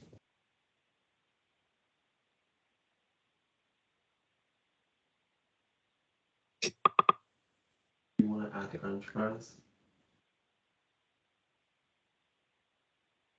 Any last questions, or are we? I have a question really quick. This is Stephen Costello from the Public Advocate's Office. And I am just wondering if you compared the ex post results at all to like any of the CAISO market results, how those compare, but if you didn't compare them, that is That's a acceptable too. great question. And we weren't provided with the ISO estimates, Amani. Potentially you did that in-house? Well, just one of the, we actually have implemented the CAISO baseline logic as part of the evaluation. And the CAISO baseline was one of the contenders for each individual meter for the baseline with the lowest error. And in that regard, and many of the other baselines are kind of permutations on a theme, right? The CAISO baseline is basically an average of preceding days with a multiplicative same day adjustment with some guardrails so that the multiplication doesn't drive things completely, out of scale. And so, you could have an additive adjustment, you could have different guardrails, you could have different rules for selecting days, but all those families of baselines produce roughly similar results. So I would say we didn't actually do a direct comparison of, let's say, impacts, but we did do a direct comparison of the errors that were associated with each of the baselines. And in a few cases, the CAISO baseline turned out to be the lowest error per customer, but I would say in general, there's room for improvement there. One of the primary issues with baselines being if events are called on unusually hot days, the baseline period is cooler. So if there's temperature impacts that affect, the non-event loads, your baseline's not going to match the day of, and then that drift is something that you have to account for, usually with what's called the same day adjustment. But the same day adjustment can only do so much, and you put all this effort into the baseline, and the same day adjustment could have a bigger impact on your number than your baseline assumption. So that's kind of that's the game that you're in if you're using baselines.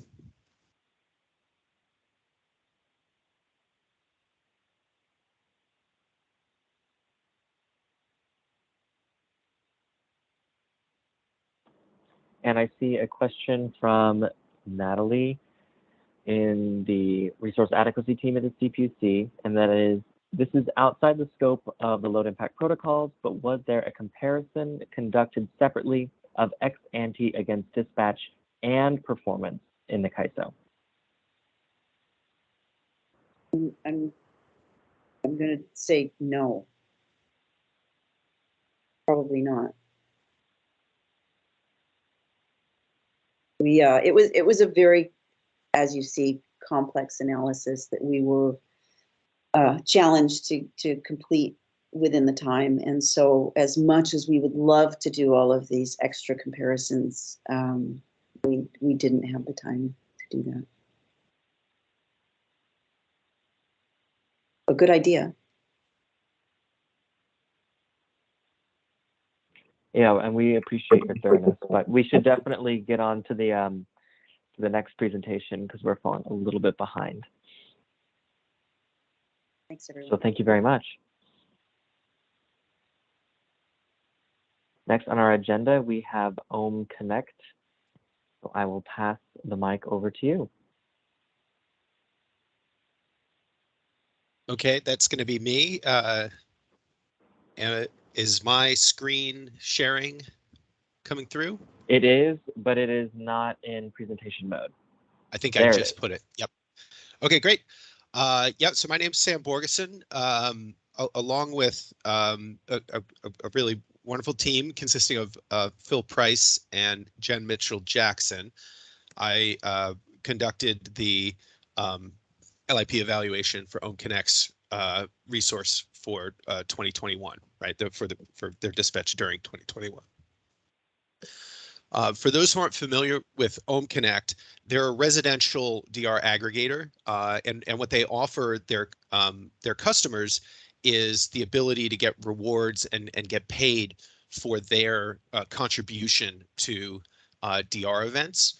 They call DR events ohm hours, with their customers and internally, and they vary between 1 and 4 hours in duration. They're typically notifying users. They have an app, they have a website, they can reach out through text messages and other means of communication. So they typically notify their customers a day ahead that an ohm hour is coming, and they do that once their bids into the market are accepted. Of course, this procedure is a little bit different if they're participating in an emergency event or something that's outside of the day ahead market.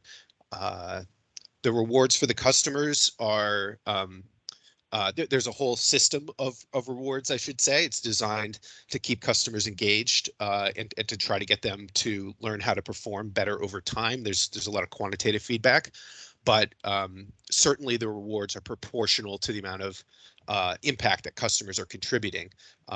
But they can earn their way into multipliers and things like that. There's a term that people talked about in behavioral programs several years ago that's still applicable, that they kind of gamified participation. And I think homeconnect pioneered in many ways certain methods of behavioral demand response, but they're actually primarily working through device control these days. They get both direct control of devices and behavioral responses from their customers, but the sort of the trend lines for a couple years now have been more and more heavily towards devices, which is probably something not everyone is aware of given homeconnect's profile in the behavioral world. And one of the ways that users are encouraged to participate and to continue their participation, they're sorted into these statuses, these tiers of performance, and there's different rewards available at the higher tiers, essentially. But these concepts of kind of silver and below, we call it gold, and platinum and above, kind of sort the customers by how aggressively they pursue impacts when they get called. So in 2021, homeconnect called 457 events. The way we define an event is the date, the utility, and the start and end times of the customers who are dispatched. And the utility separation is particularly important. So, even if they called their entire resource all at once, that would actually count as 3 events in the kind of analysis that we do. And if they call, let's say, rolling customer participation, where they stack events, 1 2-hour event followed, maybe with a 1 hour lag by a 1 hour event or something like that, well, as I described them, those would be 2 separate events. So they called events on 119 days in 2021, and you can see the majority of them start around 6 or 7 p.m. And you can see seasonally those events, kind of there is a seasonal pattern to when the events are called. homeconnect, because they're an engagement-based company, they call events every month of the year. They keep their customers in good form and keep reminding them of their the stake that they have in participation. But certainly they're calling more events during the summer months. So on this chart on the right, which is the number of events called by month, colored by how long, what the duration of the events were. One standout month is April, where there were significantly fewer events called. I just want to call that out at the beginning here, because they are feedback based and they reward their customers based on event performance. They depend on smart meter data coming in, in a timely manner. And there were actually smart meter outages at 2 of the IOUs during April of 2021. And so there was this like anomalous drop in event dispatch because they couldn't operate the machinery of measuring their customers' performance and rewarding them. So just something to keep in mind if you see April looking weird. The trend for homeconnect is more and more user participation year over year.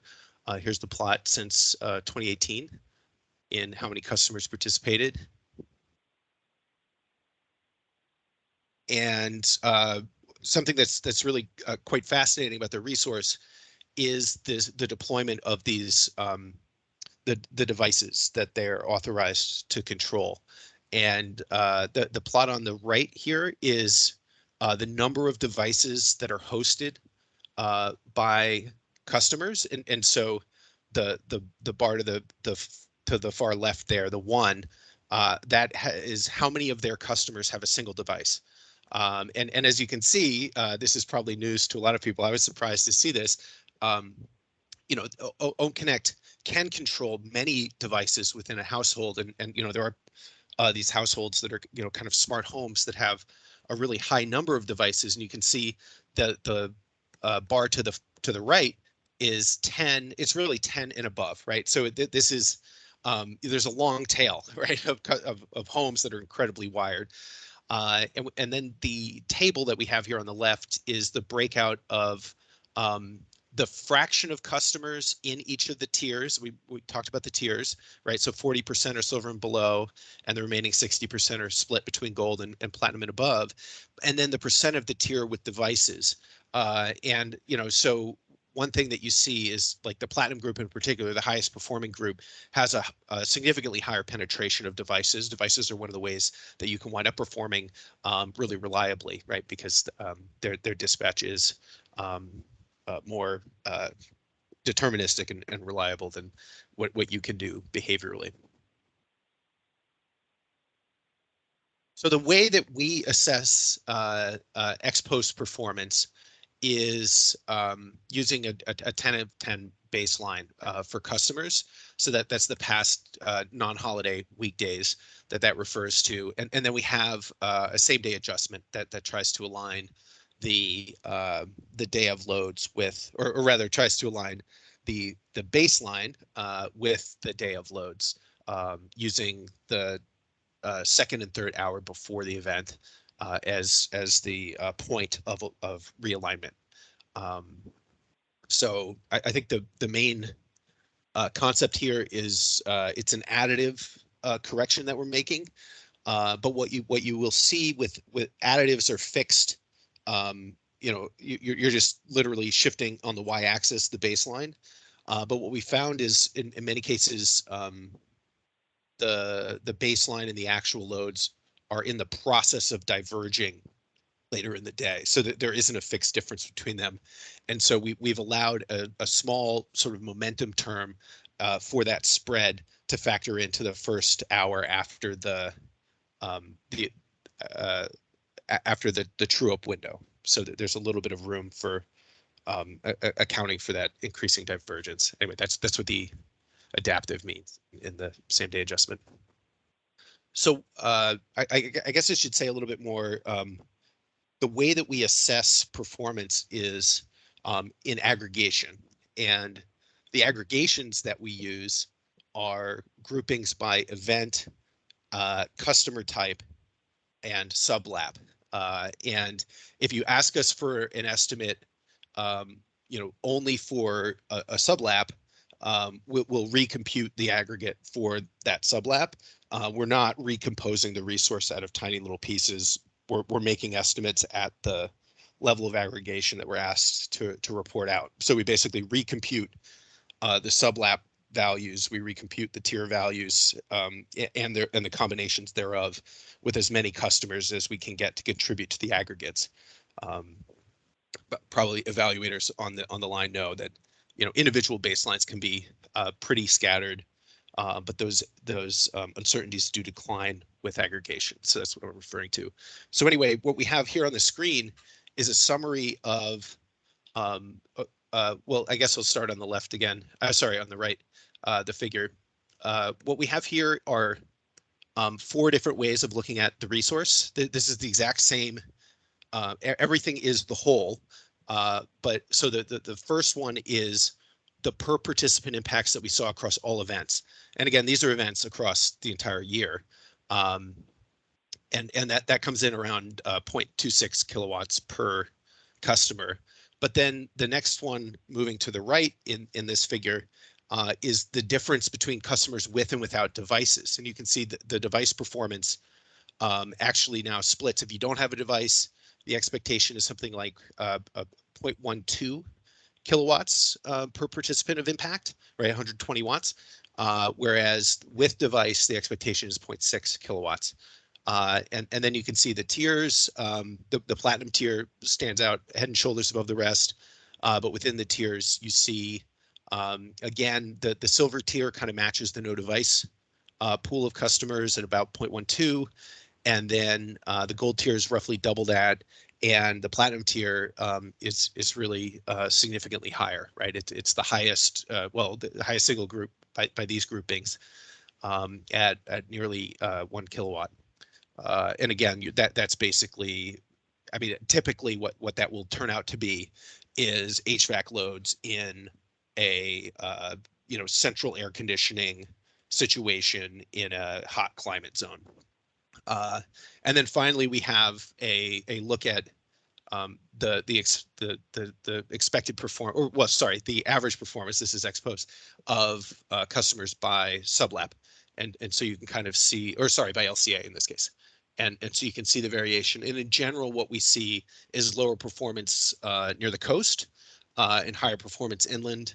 And again, we largely attribute that to the role of cooling loads in the magnitude of the response. There's other factors as well. I mean, I think everybody knows, like in a lot of the cities, the urban density in California is along the coast. People under those conditions tend to have smaller houses, which will, in expectation, maybe have lower overall consumption. So those types of things factor in as well.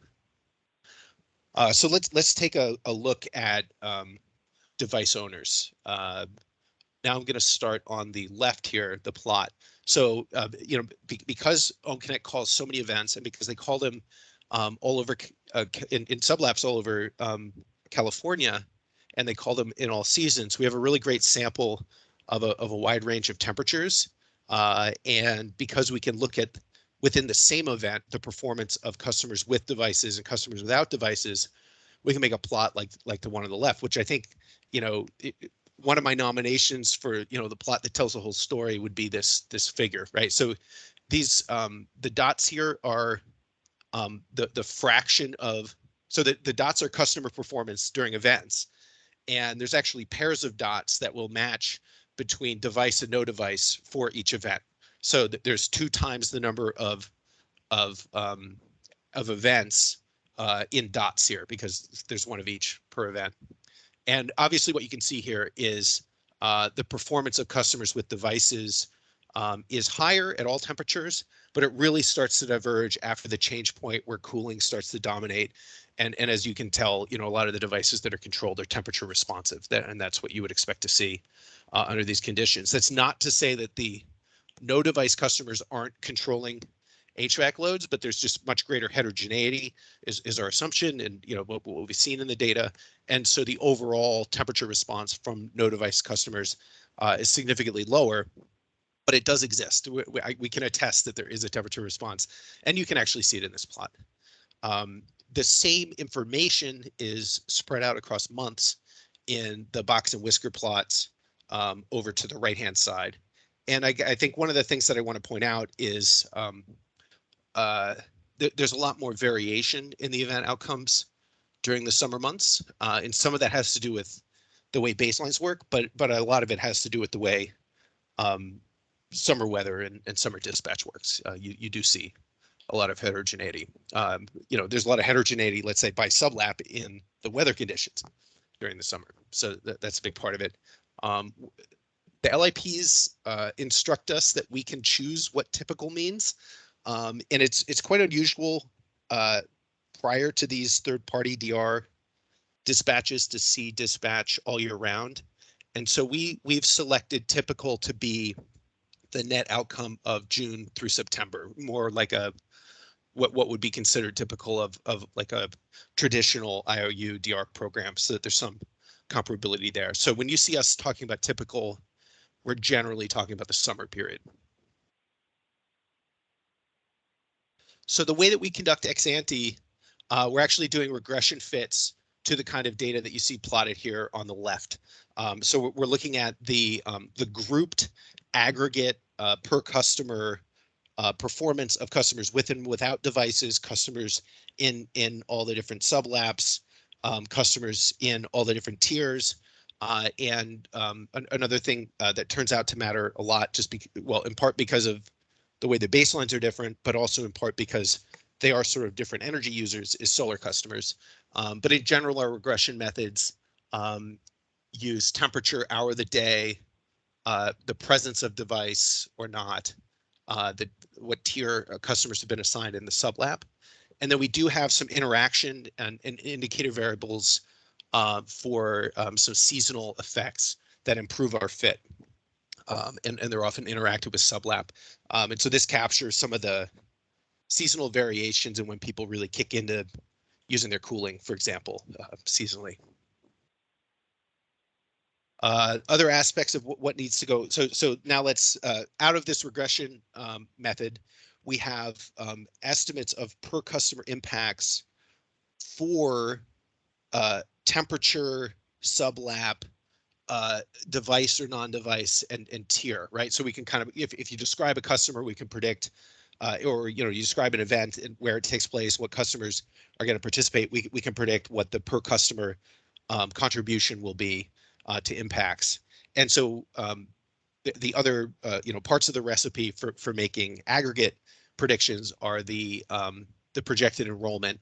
And so what I plotted here is the enrollment by sublab that's projected by homeconnect, and similar to what Karen described for LEAP, our focus honestly is QC, right, when we're doing these, and the contract period for the resource that's going to come out of that QC process is 3 years, right? And so the forecast really sort of loses its purpose, in the far out years. And we're also, as you can see, talking about a resource that has been growing and is projected to continue to grow pretty aggressively year over year. And so there's no extrapolation into the out years. But this is what the growth forecast looks like, the medium forecast looks like over time. And one of the things that I described is homeconnect has an increasing focus on device penetration, on getting a greater and greater fraction of their customers to allow direct control of devices. And as I observe it, there's really two ways that they're doing that. First is through recruitment, and I think it's kind of, maybe it's occasionally broken, but as a rule, I think they are exclusively more or less recruiting customers who will dispatch their devices, or at least strongly channeling them in that direction. But they're also converting their existing customer base to customers who allow devices to be controlled. And as you can imagine, they can offer discounts on devices and help setting them up and things like that. And that's kind of in the program. So in addition to forecasting the count of customers over time, homeconnect has also provided us with estimates of device penetration over time, and device ownership being such an important divider of expected performance. And you can see, they're forecasting device penetration increasing over time. And we've broken it out by sublab, although it's pretty much the same curve in every sublab. So the net result of this is we can predict per customer load impacts under IOU and CAISO 1 and 2 and 1 and 10 conditions. So these are the per customer numbers that we're talking about right now. Obviously, you can multiply per customer by the enrollment forecast. But just to focus on per customer, what you see is an increase per customer, and primarily the reason for that increase per customer is because of the increasing fraction of devices.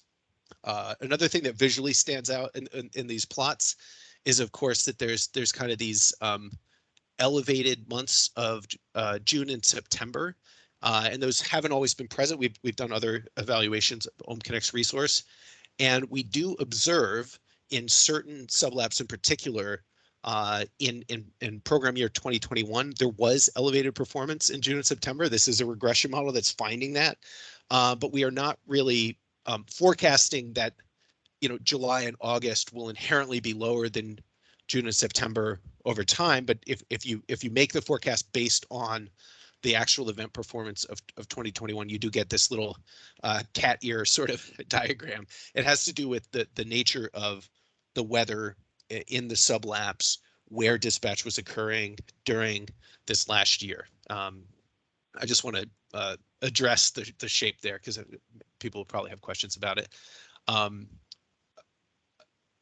And again, to circle back to the device penetration, homeconnect's really starting to think of their resource, I think, as a virtual power plant, or like a residential power plant. So you can see this term resi station on the slide. So the way that they're funding their growth has to do with commitments to device-based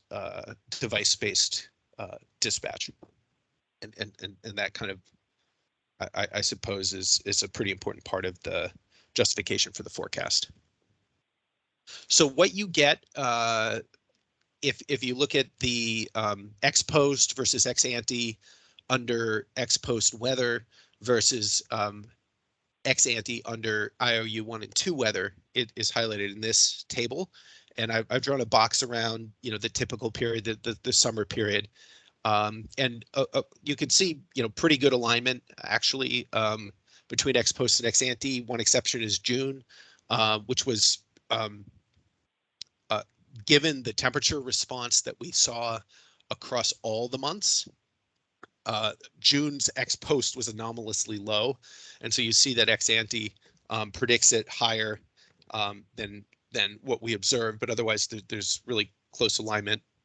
And under 1 and 2 weather conditions, you can see that the numbers are slightly higher, and the reason is as simple as the 1 and 2 weather conditions are a little bit warmer than the typical conditions of homeconnect's dispatch, and that really has to do with how often they dispatch. They're not sitting around waiting for the hottest day of the year. They're very active in the market, and so in expectation, the weather when they dispatch is not necessarily that unusual, even though they're, of course, very active when the weather is unusual. So all of this multiplies through given expected enrollment numbers to aggregate impacts. And so in the table I have the expected resource level aggregate impacts added across all the IOUs for 2022 out through 2025. And there's a visual that breaks that out by IOU, by month and year on the right-hand side. So that's where the aggregate numbers land. And you can see the resource is pretty heavyweight in aggregate in PG&E's territory.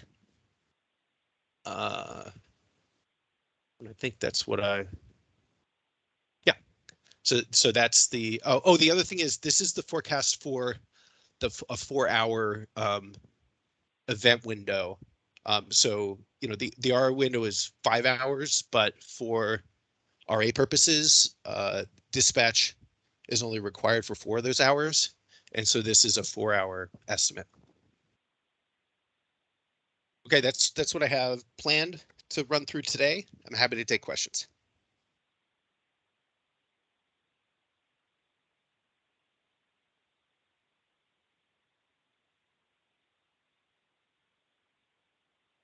Hi, Sam. This is Peter Levitt at Peninsula Clean Energy. Thanks for the great presentation. I have a question about the incremental increase in impact that results in a customer receiving one smart plug, or I guess one smart plug from the baseline of 0 smart devices. And then also the incremental of them receiving one smart thermostat from a baseline of 0 smart devices. Does the question make sense? Perhaps not. You're saying how much does the expectation change for their impact? That's right, on an average basis across all accounts. Okay, so the numbers that we present are kind of independent of device type, right? So the sort of generic answer is on this slide, where you're looking at something like what would that be? 480 watts per customer. The numbers for, let's say, a smart thermostat are going to be significantly higher than something like a smart plug. Internally, we have done some analysis of, and then of course you can imagine that the count of devices will also change the expectation. So the official groupings that we use for our estimates are just this binary, device or no, but we have done some side analysis looking at smart plug versus thermostat versus both, these sort of heavily wired customers. I don't have those numbers on the tip of my tongue, but I can definitely fish them out. We're actually just talking about that internally the other day. Okay, that would be great. Appreciate it. And then a quick follow-up is, this is not necessarily related to the load impacts, but is there a typical appliance that smart plugs throttle on and off when when smart plugs are utilized? Like, what is actually being used with the smart plug as the most predominant form of equipment? Do you happen to know that? Well, so we just guess, right? We receive the data. I know people from homeconnect are monitoring the call. I'm going to encourage them to come in, but I can tell you that smart plug customers are temperature responsive as a group. That doesn't mean that they're all controlling thermal loads, but if you can imagine someone with a space heater or I suppose a window air conditioning unit might be controlled that way. We do see these a thermal pattern to what these smart plugs are controlling. I don't know what you would expect in terms of what's typical. We've kind of talked about it. We've heard some anecdotes and things, but I'm not in a position to actually tell you anything factual about it. If there's anybody from homeconnect, yeah, go ahead, Maria. Yeah, this is Maria from homeconnect. I'm on the line. This is actually something that we spend a lot of time educating our customers about because we all know that a smart plug connected to, say, a window AC unit is not the same as a smart plug connected to a light. I don't know the numbers. I don't have the numbers off the top of my head. I think it is something that we are definitely trying to estimate based on what comes through that smart plug. But we do encourage our customers to connect to higher load devices, specifically with window AC units. A lot of our customers have them connected to fridges, for example. That's a big one as well. It occurred to me in the report there is this I was going to say figure 30, yeah. 30. One caution here. So these box and whiskers, usually when we present them, they're drawing on all events, which means all year long, which is not necessarily how people want to think about the resource. And so you see maybe some of the spread in the box and whiskers come from just the seasonal differences. But this figure gives you a sense of the difference between no device, a smart plug device, a thermostat, or customers that have both. And again, when customers have both, it often means that they also just have multiple devices, right? By definition, they have two, but they might have 10, as you saw. But anyway, so this is, these are, if you're really good visually, you might be able to pick out what the actual numbers are. But in expectation, a thermostat will outperform a smart plug. But it's also more variable seasonally, as you would kind of expect. And so smart plugs do have a different character. There is this visual information in the report about the difference that you would expect in the magnitudes. Quite helpful. Quite helpful. Yeah. Thank you so much. That this is Glad I don't have to comb through the whole report. I know just to go right to this figure. Oh, it's a great report. You should read the whole thing. Thank you.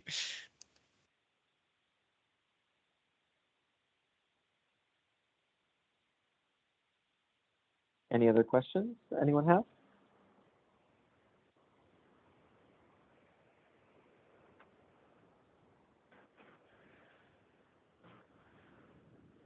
I see a question in the chat from Daniel at the CPUC.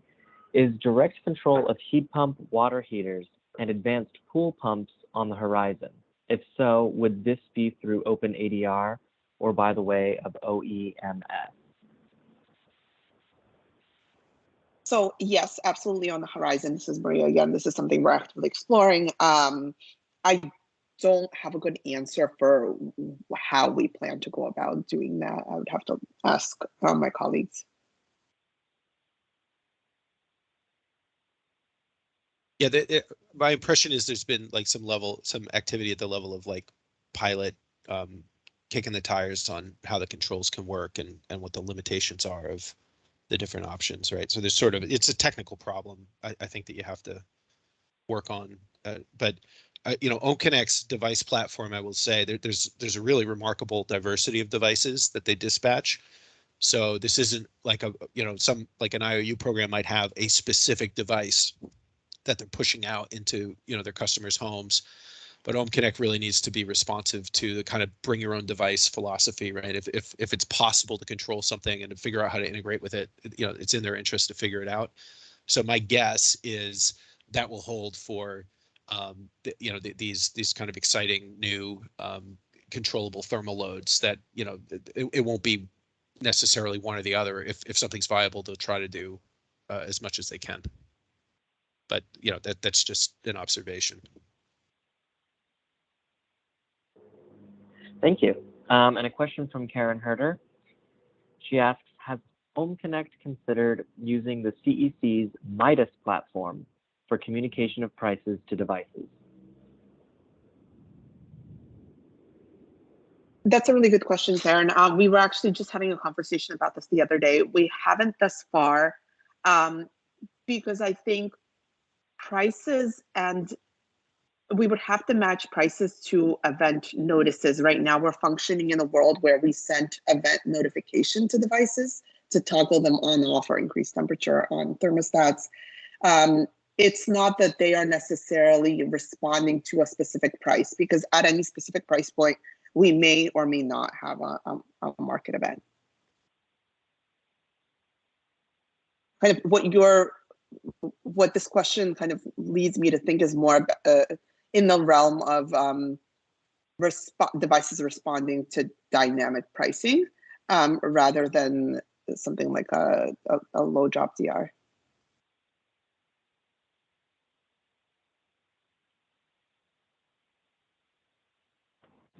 All right.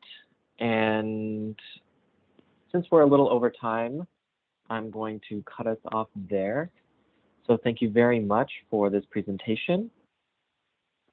And so we will now be taking a 1-hour break.